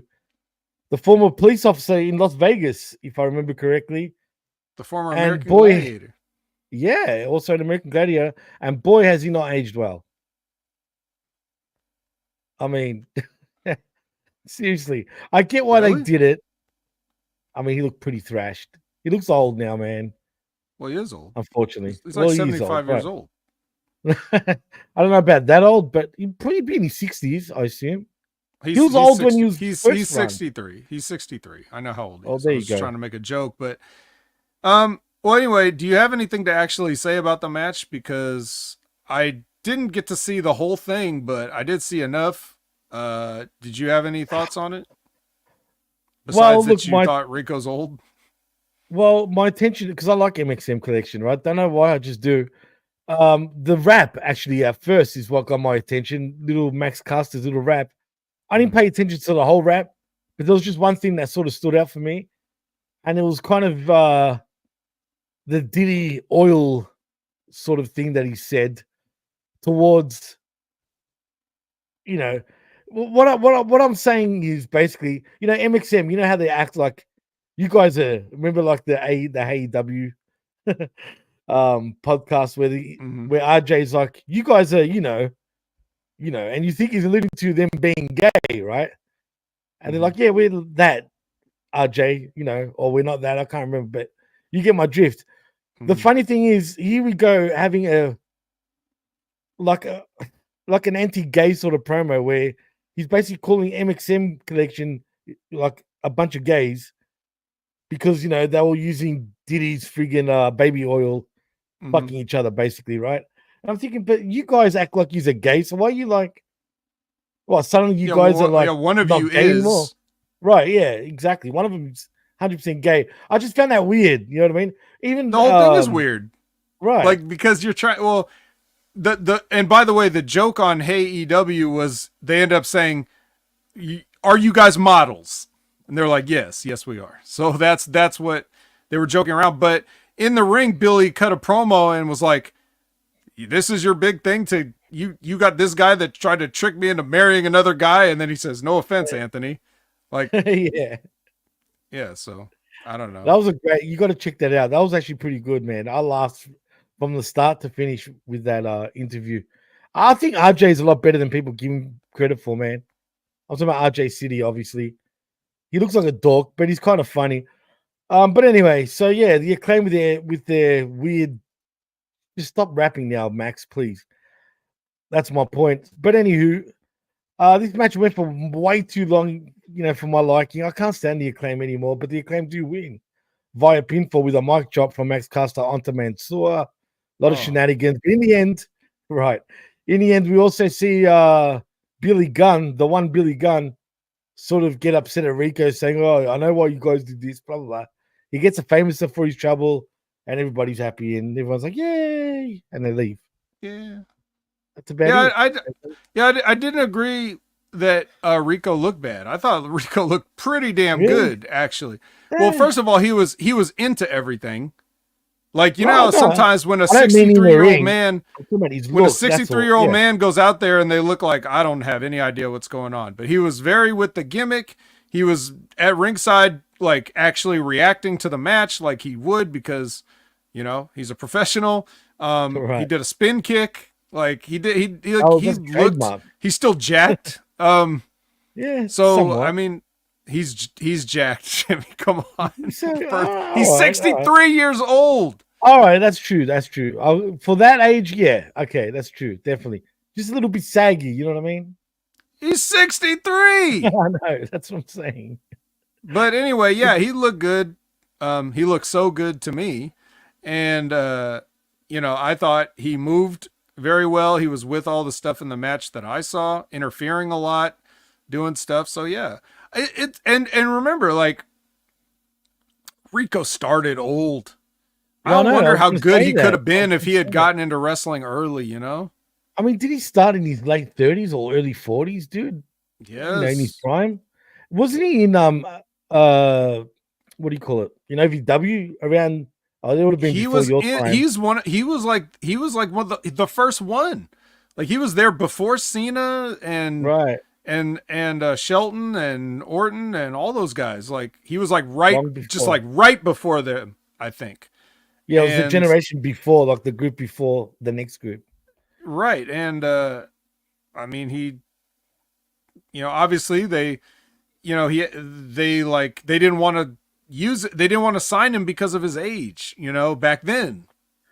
That's amazing, dude. I mean, people forget that Batista was in his friggin' late 30s when he signed. Yeah, so but I think Rico was even older then. But yeah, I for some reason 42 around that age is what rings a bell to me.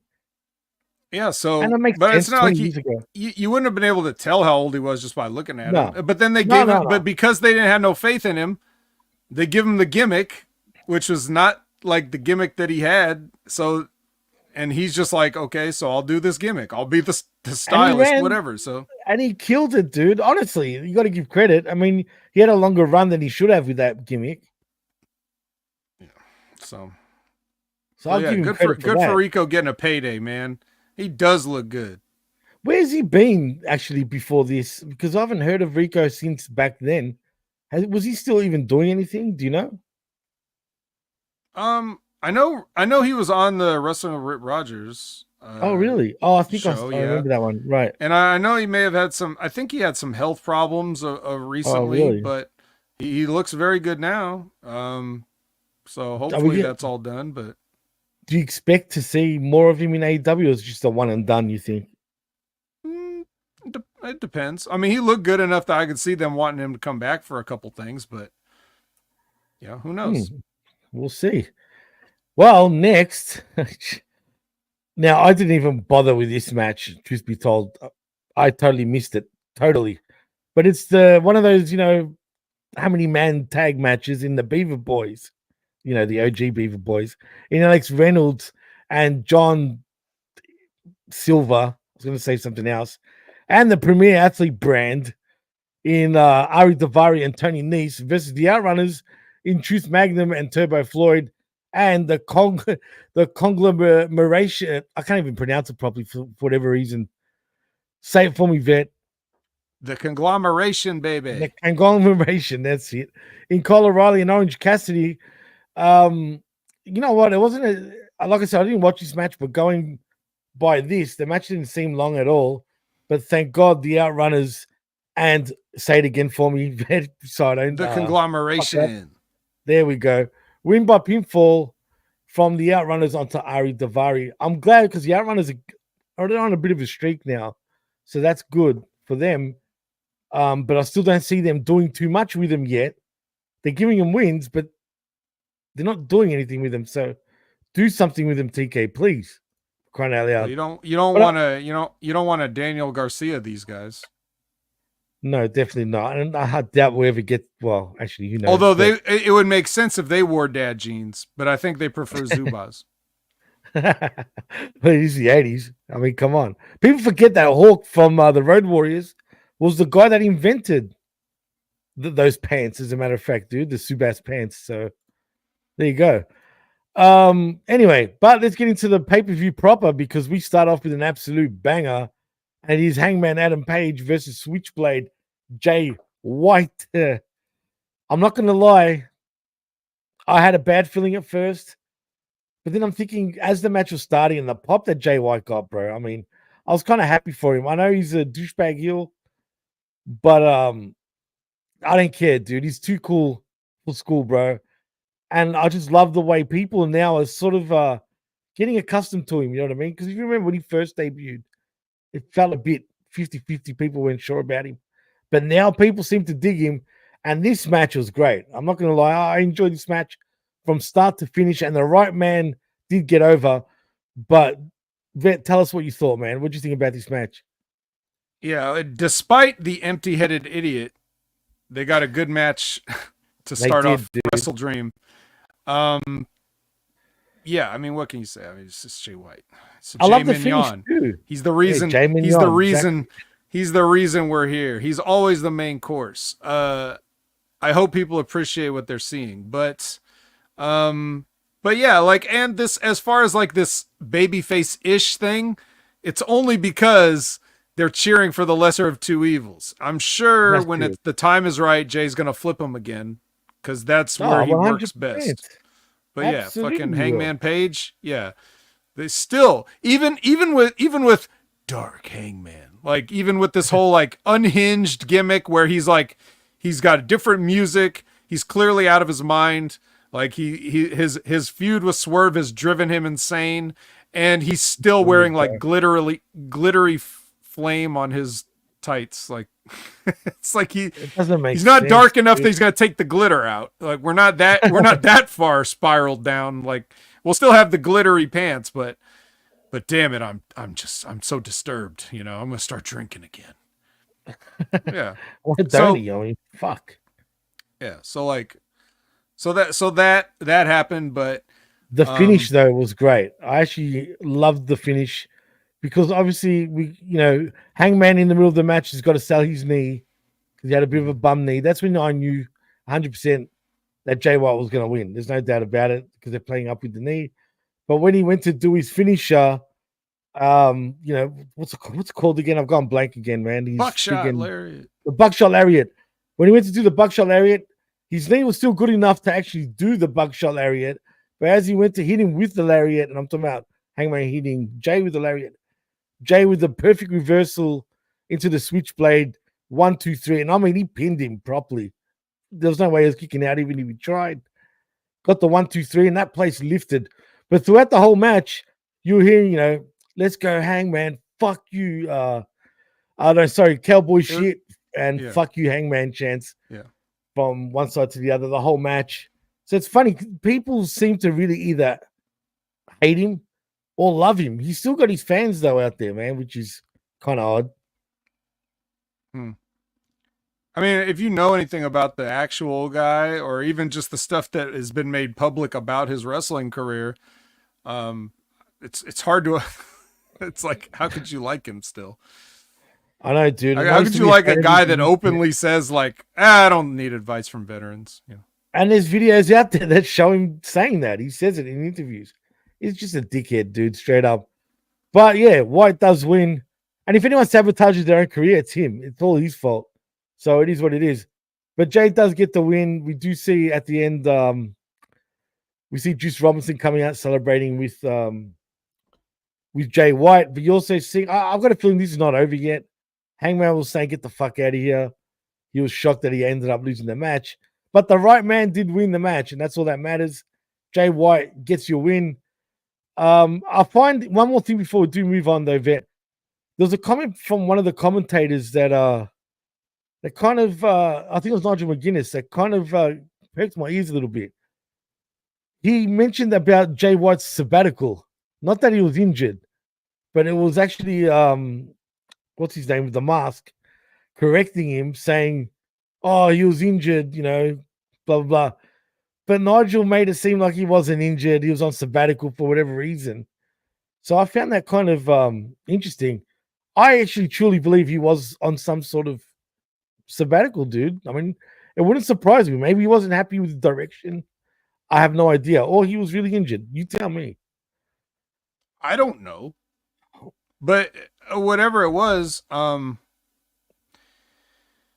they made a point of like trying to explain, even in a kayfabe sense of like, well, we don't see him with any like he's not taped up or anything like that, so he's not giving Hangman any targets to go after or something like that. So they're saying like if he's hurt, he's disguising his injury or something, or you could just be 100% healed, but whatever.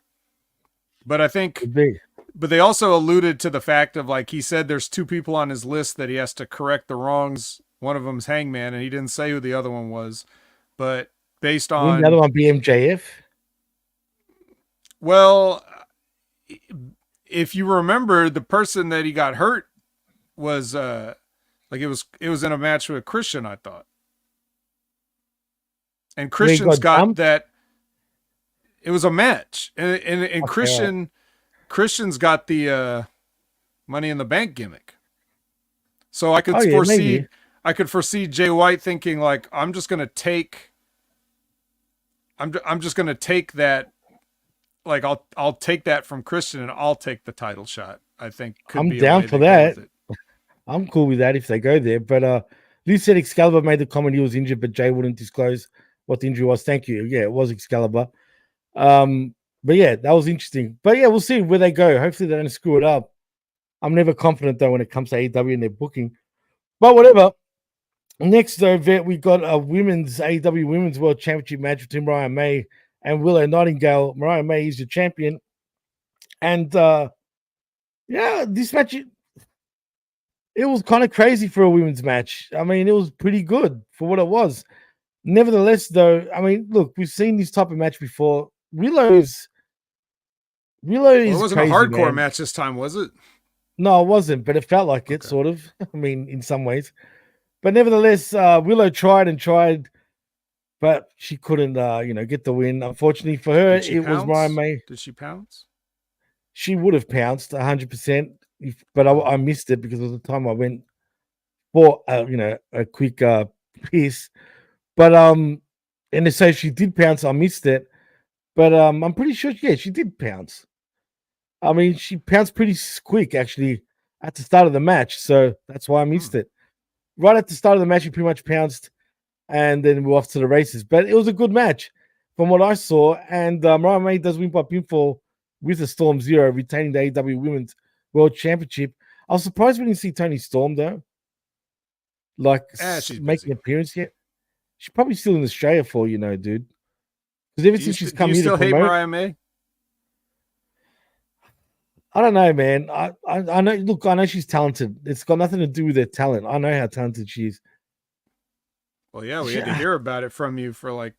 I don't know because she did. She look for a woman that hasn't wrestled for that many years. She did make a good impression, in Japan. She really did. You know what I mean? And there was a lot of rumblings about it long before she joined any North American promotion. So, but it's also like Julia. She's part of that sort of group of wrestlers. But Mariah May and Julia were the ones that were always spoken about during that time, particularly. But again, even Julia, though, she hasn't been in the business for that many years. You know what I mean? She really hasn't. I think she's only wrestled for like 6 years. And I think the same with Mariah May, maybe even a little less.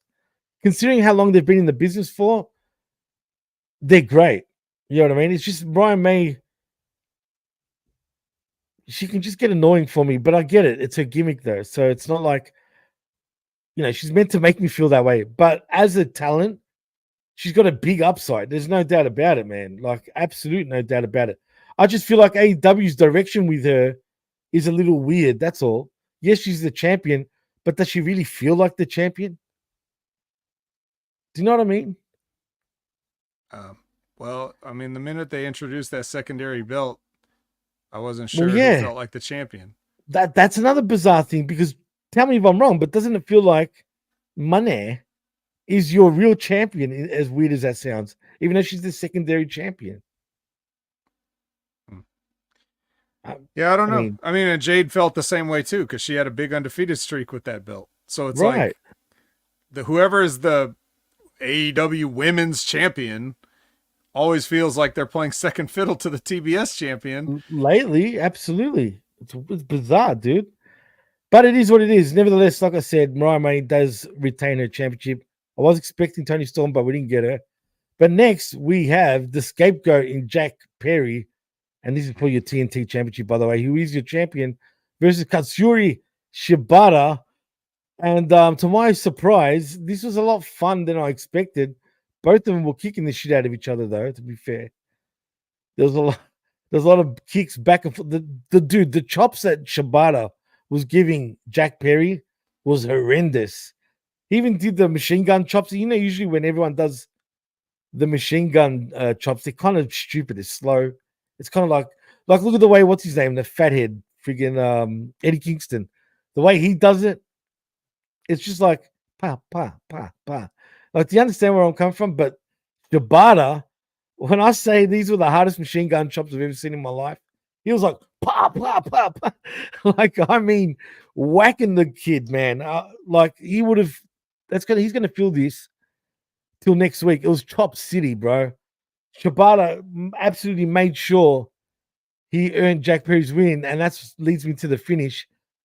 Don't get me wrong, cool finish, but there's an issue. They did the good old, Shibata had the rear naked choke on, right? Onto Jack Perry. Now, they both go back onto the mat, right? And obviously Shibata's shoulders are down, right? So suddenly the ref's got brains in AEW because, usually they don't, but they did here. Decides to count 1, 2, 3 because he sees Shibata's shoulders down. There's a little problem with this finish that I've got. Sure, I get the finish, but 99% of the fucking time, everyone that does this rear naked choke generally, right, usually has their shoulders down anyway, right? I'm talking about the chicken wing choke in particular, where you're literally on your back. Aren't your shoulders down at that point? Correct? Shouldn't they always count the 1, 2, 3 then? I mean, they could. So then I need consistency. If maybe the ref will even push your shoulder down just to make sure your shoulders are down and count the 1, 2, 3 on you. Maybe. But that was your finish, and it kind of shit me, bro. Only because I would be cool with it if there was consistency in those type of finishes. If you're going to do that, then make sure you do it every time, no matter who puts a chokehold on. Because then obviously a chicken wing is not is not a hold that you need to freaking use to win a match because your shoulder's always going to be fucking on the mat. So whatever, man. Jack Perry retains his TNT championship thanks to that. He wasn't even aware of what he was doing. And yeah, and that's freaking that. But after, that's when we get your best friend in Daniel Garcia rocking up. Dad jeans? Sorry? Dad jeans? Dad jeans turns up. Your boy Dad jeans. All right. He turns up and the crowd pop for him, whatever, cool. Perry though scatters. He went to attack Jack Perry. He quickly scatters. Shibata and what's it called? Garcia, embrace, blah blah blah. But have no fear. We hear Maxwell Jacob Freeman's theme hit. And as he's coming out, we see Scapegoat returning to blindside Garcia, then leaves him laying. And then Max takes his jacket off, basically, kicking the shit out of Garcia. Cool. He got his ring back, by the way, from the pawn shop, just quietly. He paid to get his ring back, because if you remember, Daniel Garcia pawned it off somewhere in Buffalo. So he paid for it to get it back. He tells Garcia, "You're going to kiss it." And as he said that, we hear, "It's all about the boom. Adam Cole, baby." Adam fucking Cole makes his return, looking skinnier and bonier than ever. No shit. Not an ounce of muscle after all that time away. I mean, at least MJF looked jacked. No shit. This guy looks sick. Nevertheless, MJF shits pants. It's like he's seen a ghost. He runs off, scatters away. Everyone's fucking going bay and whatever. Basically, the point of the story is MJF is back and Boom Boom guy, Bay, Adam Cole is back also. He needs to hit the gym badly, though, dude. I can't look at him serious. I just can't, dude. Please. I didn't see it, so thank God. I think you guys know right, though, man. What'd she say? Britt apparently sucked the life out of him. Damn. I thought they broke up because she didn't suck the life out of him. Well, anyway, regardless, shit. You guys know how I feel about Adam Cole. I'm not gonna say it again. I didn't really watch this segment. I mean, like most of the show, I didn't watch. So I guess were the people at least? Did he get a good response coming out? Did MJF get a good pop coming out? Yeah, actually, the place absolutely lit up. As soon as you hear the place just lit up, dude, for real. People still love him, obviously. He gets on the mic, talks a little bit of shit. But I already told you, it's just basically about his ring, getting it back from the pawn shop, and that's that. But, look, I'm happy for MJF. He looks jacked more than ever. Whereas Adam Cole, clearly, has only been playing video games. The only thing that's jacked is his thumbs. I mean, fuck. I guess he's not even doing this because his forearms are tiny as. I mean, shit.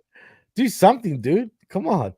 Anyway, I'm not actually, but at least I'll give AEW credit. There was some continuation in terms of story, between these two, at least.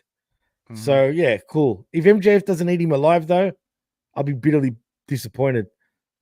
Yeah, well, we always like a surprise. We always like a surprise return, right? Except for me, when I always think like, okay, so if nobody was gonna beat up anybody, then why was somebody, like when someone comes to make the save, but it's like a full return with an entrance, like, like for example, the way Edge debuted, right? Like it was like he had a whole movie and a full entrance, to come down there and while somebody was about to get killed by Christian. So like he did his full thing. But what if Christian had just gone to the back after winning the match? Like, does that mean Edge doesn't come out then? He's not going to make his debut because nobody was going to kill somebody? So I guess not. So, I don't know. But hey, they're both back. MJF is back, even though he was here not that long ago, and Adam Cole's back. Yay. And Lee says that's why they broke up. He had nothing left. I'm sure he didn't. I'm sure everything is shrunk with him, That but that's another succubus question. Britt But, Baker. I mean, she's lost a lot of soul too. If you think about it, she's lost a lot of weight also. Who knows? Maybe they'll both sucking each other's souls away. But anyway, neither him or her at this point. Let's get on to the next matchup though, because it is Konosuke Takeshita versus Ricochet. Yes, I said Ricochet because the Yappa Dapper himself called him Ricochet, bro. I'm not lying. I swear to God. Tell me anyone in the chat. No, he no sold it. No sold it completely. I wish he did. And dude, I'll be honest, I wasn't paying attention to it. I was talking to D as the entrance was happening. Can you still hear me, Vet, by the way? Yeah. All right, anyway. I was talking to D, and then I hear Jason Roberts literally announce Ricochet. And we both just looked at each other as he said it and looked back. Okay, he just said Ricochet. Like he literally called him Ricochet, bro.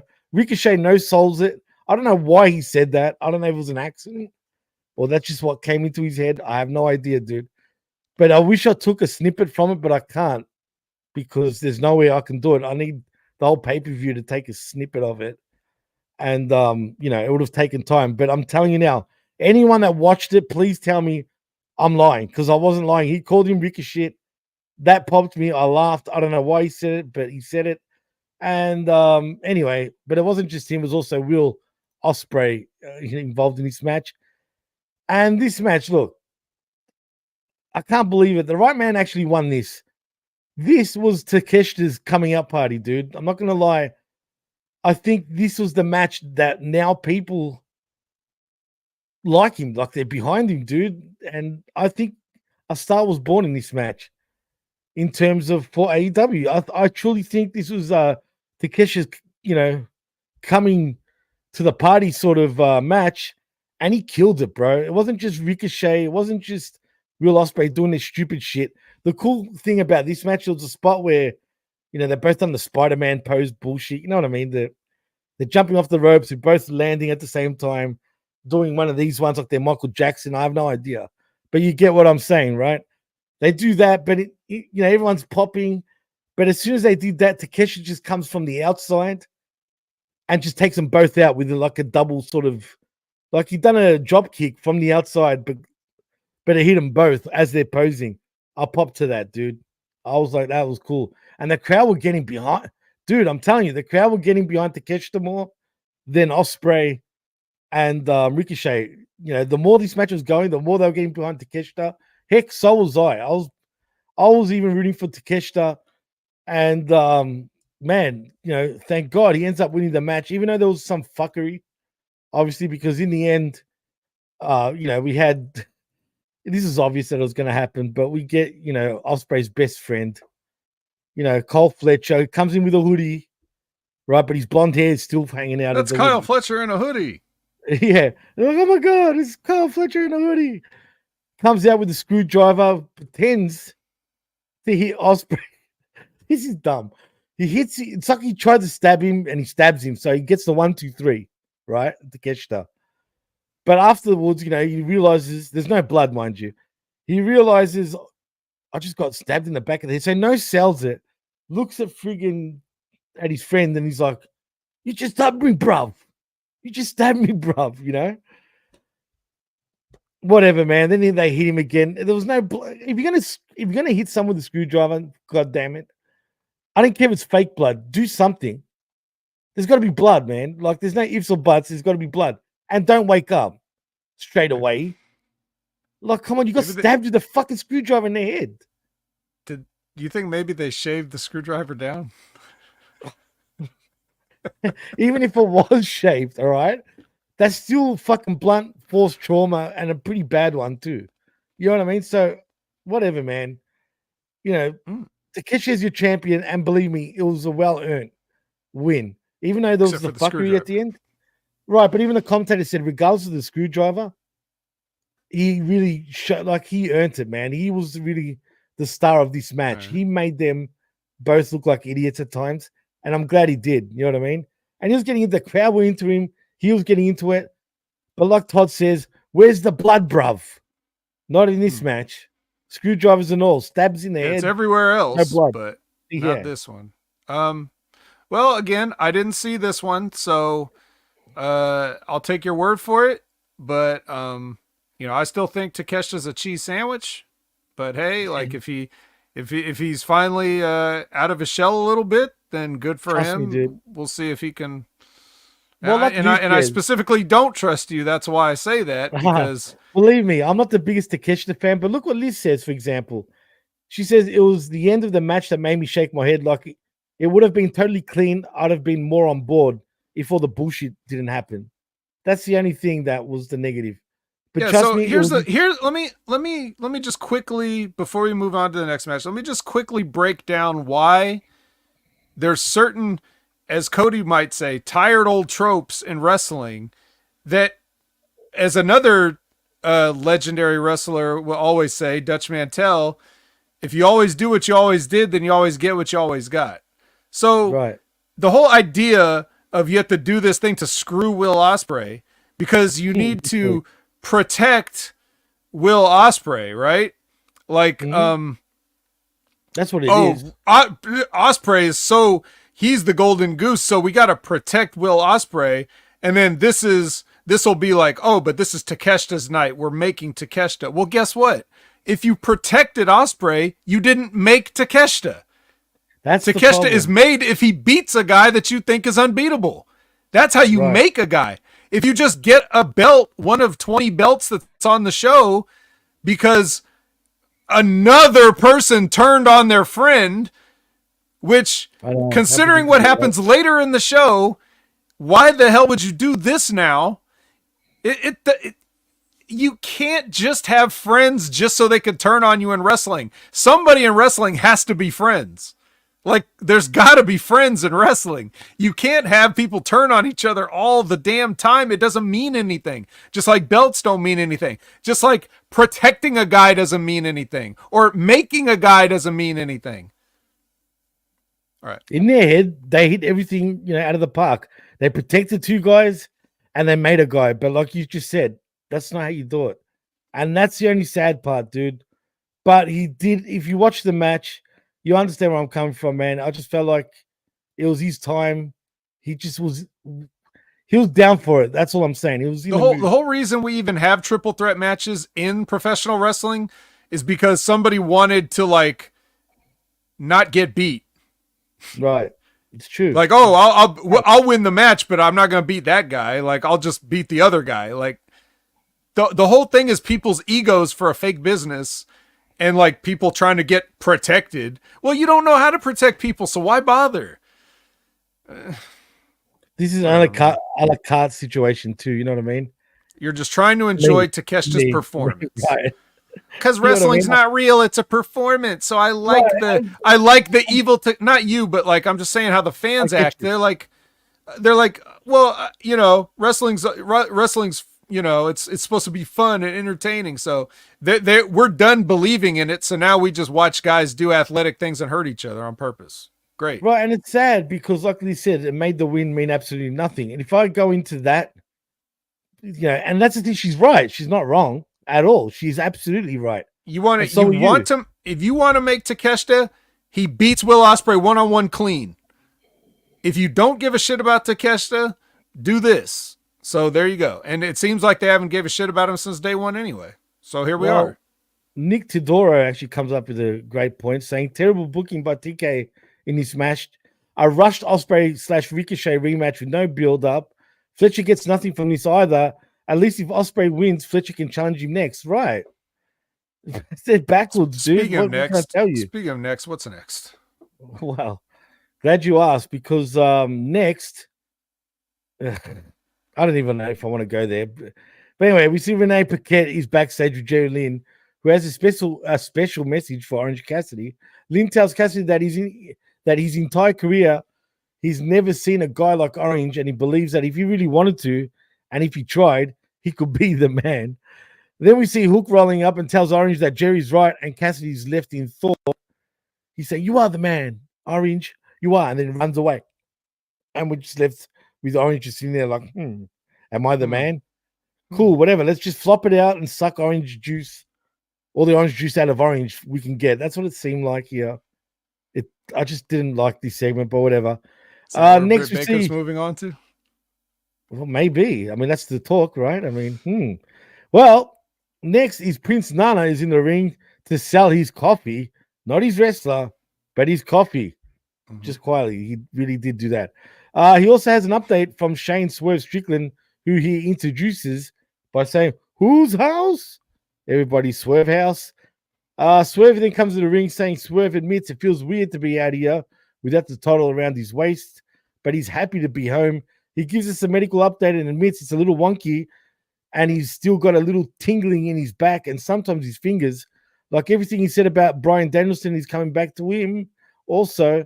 But that being said, he is medically cleared and he wanted to come out here and address his hometown people and tell them about the past and the present and, of course, the future.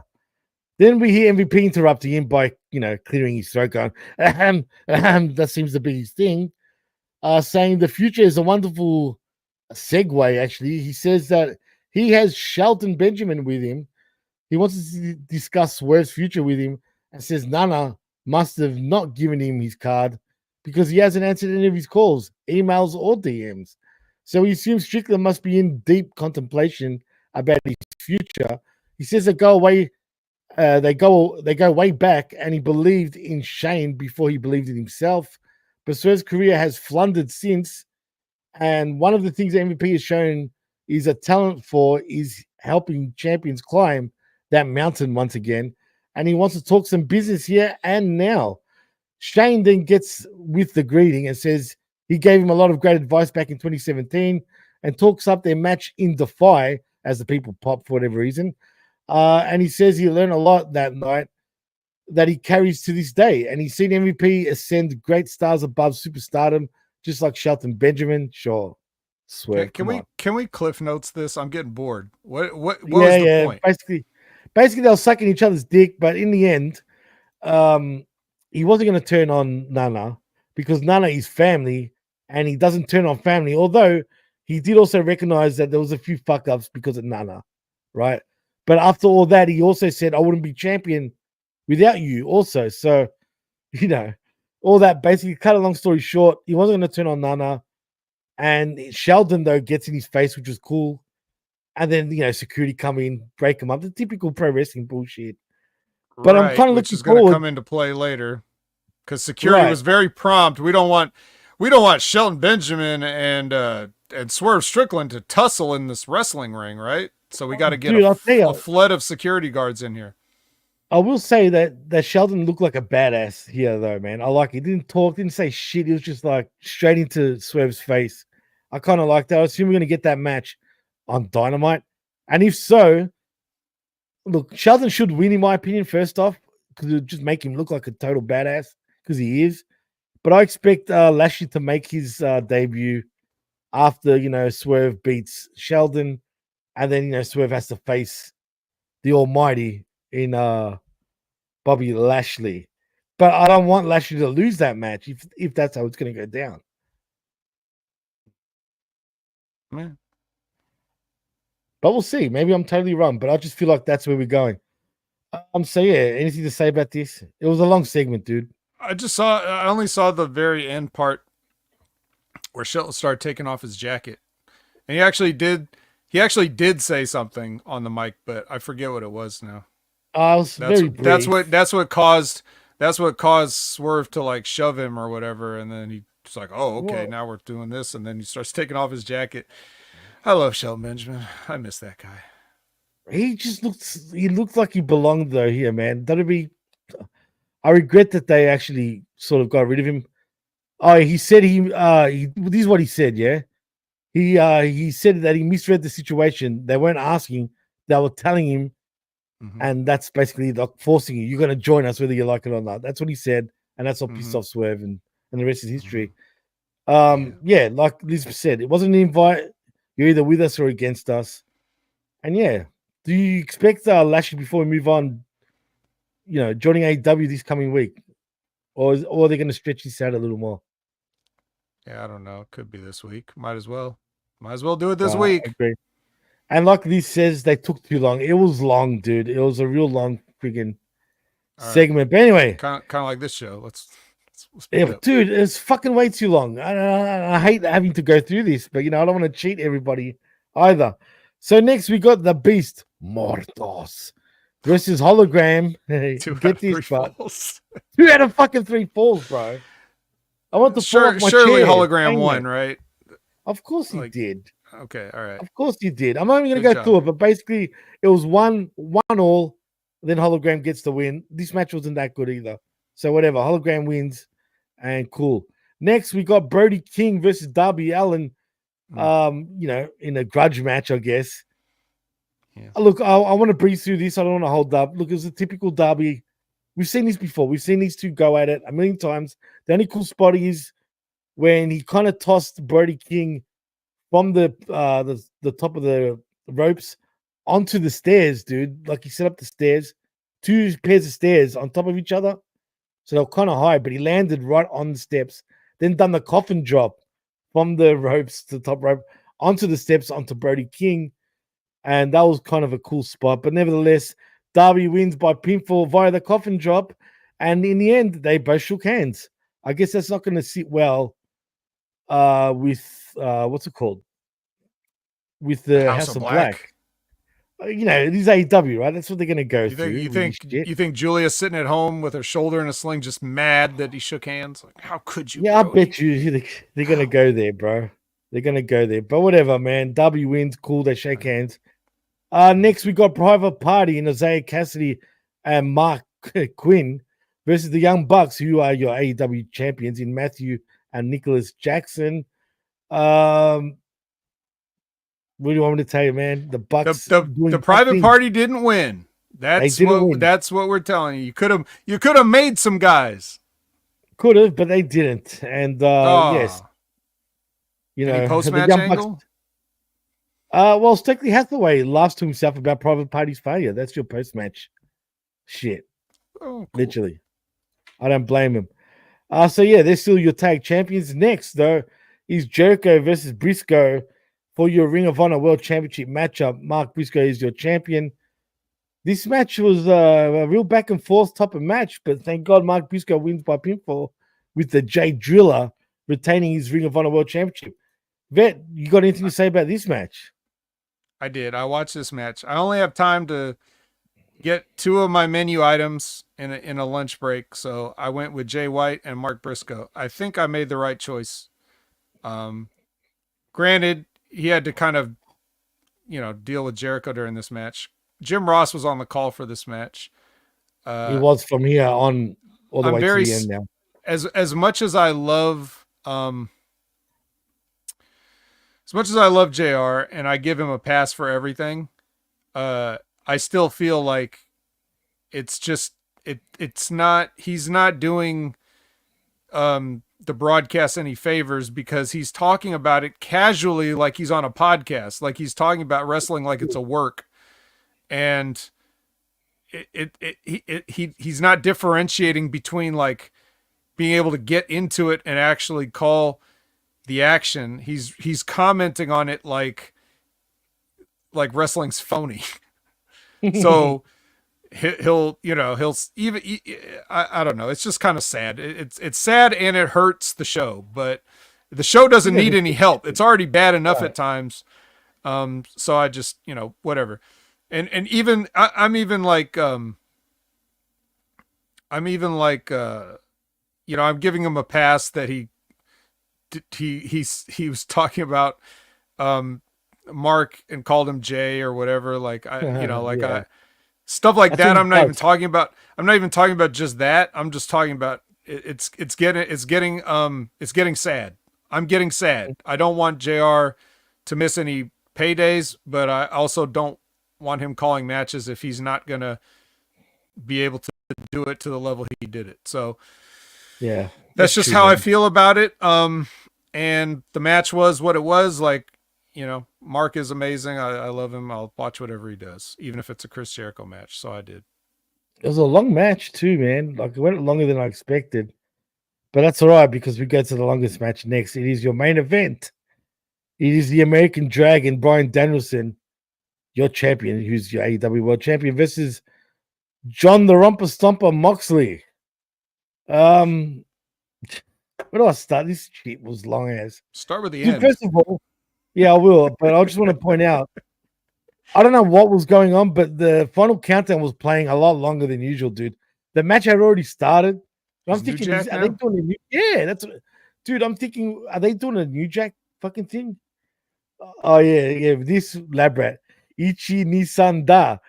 How embarrassing was that, by the way, lab rat?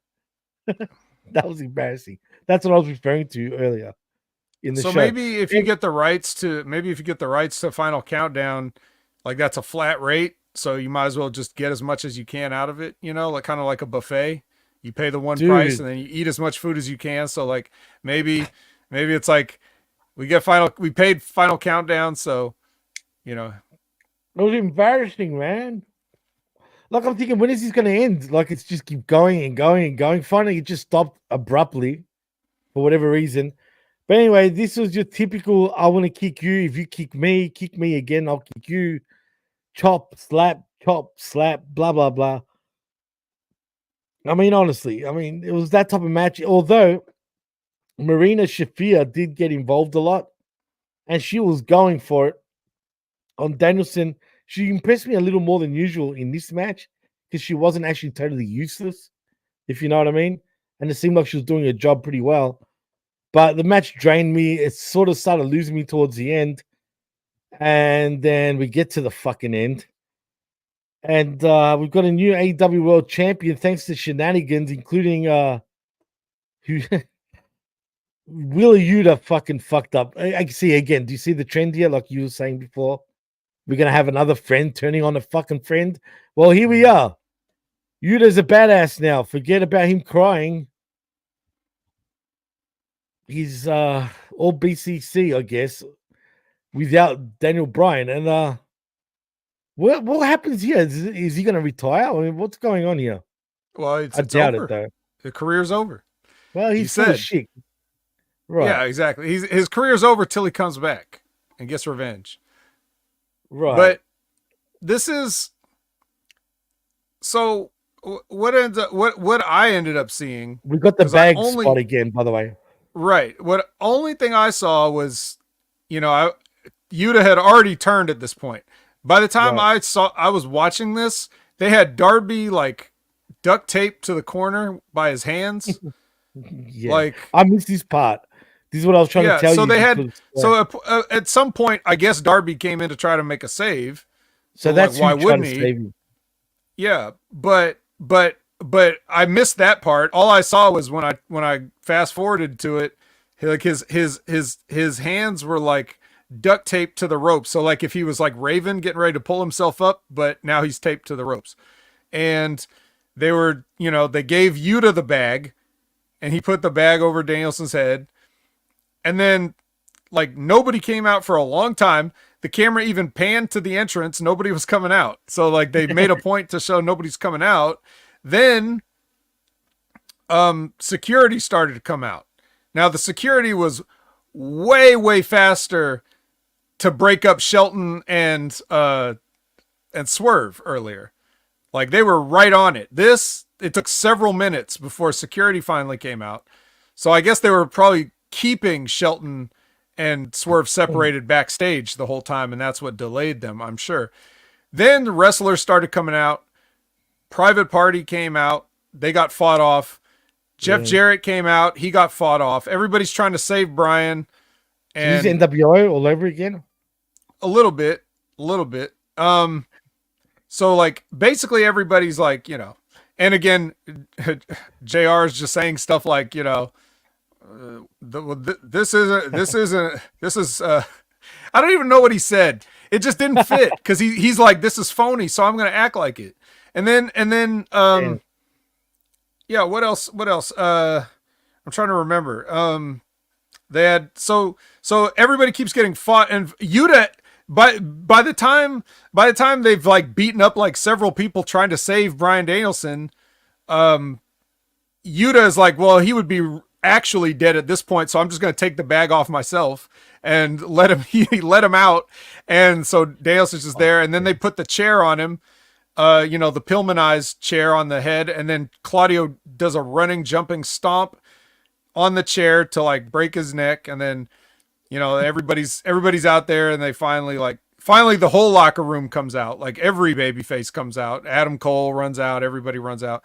They all finally go, and then these like what, 4 people finally leave, and obviously there's a million things wrong with this, some of which we touched on, some we didn't, like, I don't know, the fact that Excalibur was crying, by the way. What? No. And really? Yeah, you're right, Jimmy. I was just kidding you. I just made that up. No, he was fucking crying on the mic. So, wow. So how about this for a booking idea? If you want us to think this shit is serious, which it's impossible, but even if you like whatever, how about if this is to the point that Excalibur's gonna fucking cry, why doesn't he get up off his ass and get in the ring and try to fight those guys and get beat down by them too? Because if he used to be a wrestler, right? So he's still wearing his fucking mask. So get in the ring and like, I can't do this. And he runs in. I get even Nigel, who is just fighting. Tony and JR don't have to get up, but Nigel just fought Bryan Danielson last week or the week before, or whatever. You think and I know he would like this, but he's like, even if Nigel McGuinness said, this is too much, and got up, then is some real shit, right? Real shit. But you get what I'm saying? Like, better than just sitting there watching it being like, oh, this is despicable.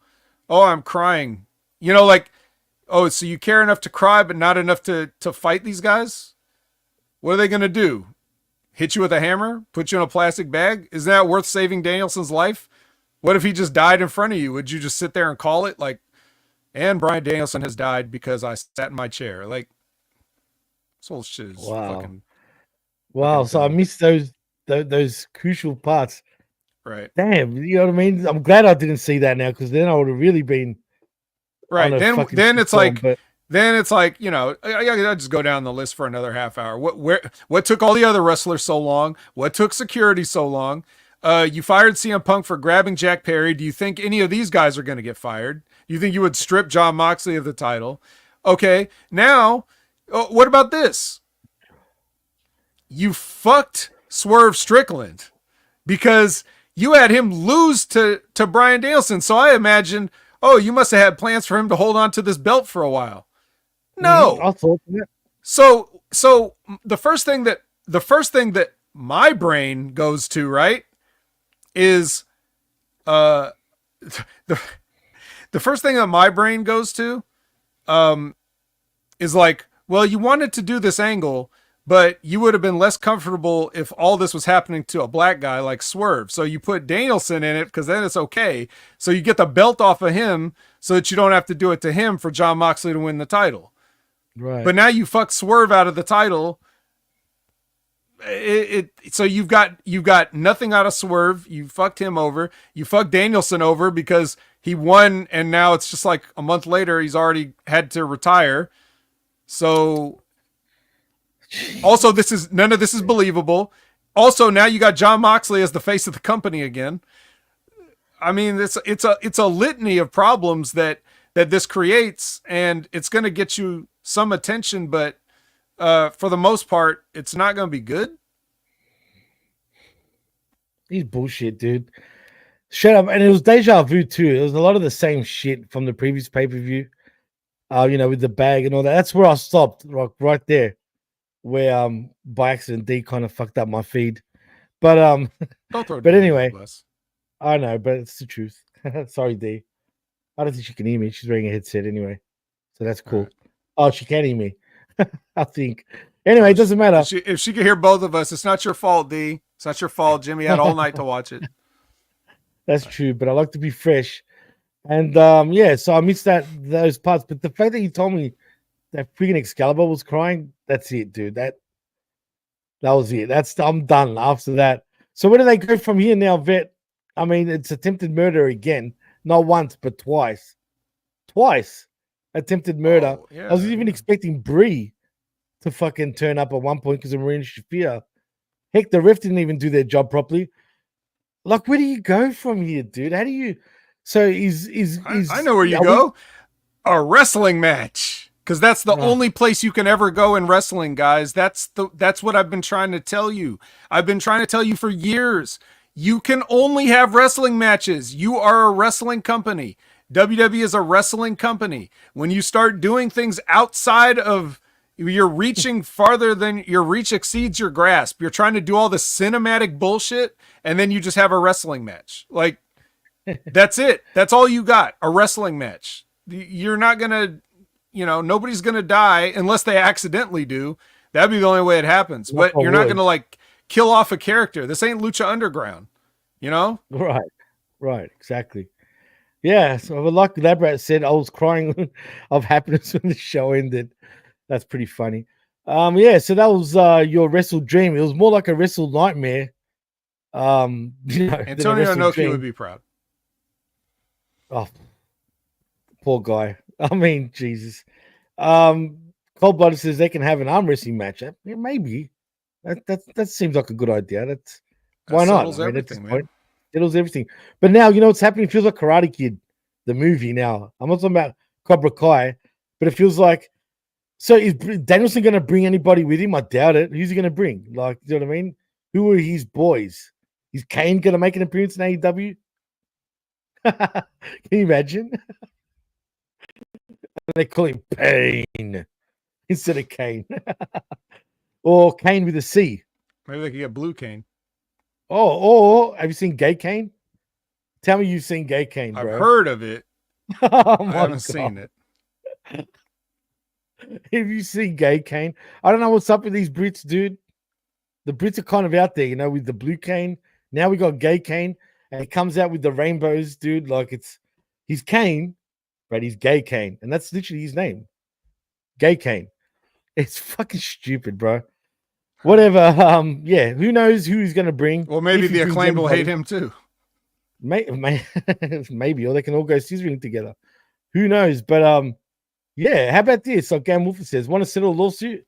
You just wrestle. Want to solve traffic? You just wrestle. Want to go to a Dairy Queen? Heck, you just wrestle. Why not? I mean, shit. That's how you settle it. So I guess he's going to come back eventually saying, I'm going to kick your fucking head in. We're going to kick all their heads in. I don't know, dude. I don't know where we go from here. I know I said I'd retire when I lost the belt, but I didn't mean like that. So I'm back. Yeah, right. I'm back. Dumb. Well, either way, it's going to look stupid, man. If he wins all by himself, it's going to look dumb. I just feel like they've booked themselves into a bad corner. But in saying that, man, we've given the peeps a long show. We've gone longer than usual because we did have to cover a pay-per-view. So, Vet, what do you think? Should we take this shit home? Yeah, in some ways, I feel like I never left home. But yeah, we're done. I wish I could cut more of a promo, but I'm exhausted. Yeah, I mean, come on. We've given you 2 hours and 20 minutes of exhilarating AEW action. I mean, exhilarating AEW action. That's -1 Collision. Yeah, imagine we had Collision. God damn, we'll be here for 4 hours at least. Well, let's end on a positive. Jay White came back and had a match, and it was perfect. Absolutely loved it. Actually, that was the match of the night for me. Yeah, match of the week. For real. Hey, absolutely. Yeah, so that's one positive thing. Now it's going to be like watching Jay White dodge all the bad booking is going to be like in the Matrix when you see Neo like dodging the bullets, or like the agents, when they dodge, like that's what Jay White's going to be like mentally, with all these ideas that get thrown at him that he's going to have to like sort of dance and politic his way around so that he doesn't end up looking as stupid as everybody else on the show does. Shit. I just hope he gets around it, bro. That's all I'm saying. If he can't, nobody can. So if he can, it's a beacon of hope for everyone else. He'll give him a blueprint to follow. And I'm not talking about Mercedes again. And I'm not talking about Matt Morgan. Matt Morgan. Hey, but speaking of Mercedes, she doesn't even have a match on pay-per-view. What's happening there? Yeah, she's too over. She's like, I don't want to. She heard what the finish of the show was going to be, and she's like, I don't want to be anywhere near that. She's not Aunt Tony. I ain't doing that shit. I told you guys she's a good worker. I told you. Absolutely. Absolutely. Well, in saying that, I agree with you with everything that you just said. Jay White is what really made the show for me. That match was great. I'll give kudos to also Hangman. It takes two to tango. And he made Jay look fucking pretty good. So, I mean, Jay made himself look good, but I'm just saying. At least he put him over. I don't know if this continues. It might not. It wasn't up to him. I'm not giving Hangman jack shit for credit. Fuck him. I know. I can't stand him either, but, I got to give something. But let's fucking see what happens. So in saying that, Vet, tell them what you're doing and where they can find you, man. At Opinion Haver on all your favorite social media platforms and on all your favorite HMG shows, such as Next Level with Ray Hernandez or, Impact Attack with Brandon. Let's go, Brandon. LG Brandon Whoop, whatever. Let's go, Brandon. Woo woo. Yeah, you guys know the times, and if you don't, that's why you got to click that subscribe and the notification bell, so that way when we go live, you could just run to your PC, your phone, your TV with Chromecast or whatever the hell setup that you have, that you just relax with a big bowl of popcorn and watch Hami Media Group programming, and you can find me on those places. You can check out Wrestling with Rip Rogers every Friday at their concrete time, except for this Friday, which they already said they're not doing a show, so not this Friday, but other Fridays. And go back in the archives. Go check out their interviews that they've had with so many great people, like Mark Henry or that other guy, the guy that always wore the wrestling boots. Yeah, him too. Absolutely. Yeah, go check out all their great interviews. And what else? Stevie Richards show. Stevie's breaking down. What did he break down this week? He broke down some. He compared the Hell in a Cell match from Bad Blood to the cage match with Swerve and Hangman from All Out. So if you want to see the comparison between how to do a cage match and how not to do a cage match, check out the Stevie Richards show. And just speaking of Stevie, I even though I already did this, I spoke to him a few days ago, but happy birthday once again to you, Stevie, which was just a few days ago. A couple of days, me and him share almost the same birthday. So, happy birthday to Stevie once again for the week. And, but if you want to follow me, you can on the X at DJ Mass Effects and also at the PWC Network. Like and subscribe right here at channelattitude.com, where for $5 only do you get the best but the realest talk in all of pro wrestling. And also HaminMediaGroup.podbean.com for all our affiliate shows. And tune in every Tuesday, 10 a.m. Eastern, for the I Like It Raw podcast with me and Big Ray Hernandez, where we talk all things Raw, and also the Smack Attack with myself and John Enright. I wasn't on the Smack Attack this past week because of the times. You want to go earlier, and I couldn't do it earlier. So, that was that. But also, right here, the Wreckage every week on Hamin Media Group YouTube channel and on channelattitude.com after the fact, 11 a.m. Eastern, every Sunday morning, where we talk all things AEW. And that's about it. So in saying that, I am Jimmy T. That is the vet, Jamie Williams. And you've been listening and watching The Wreckage right here on Hamin Media Group YouTube channel and on the Twitch and also at channelattitude.com. And we're out. Thank you to everyone once again and wish me a happy birthday this past week. And thank you to everybody that's joined us. We love you. Until next time, peace.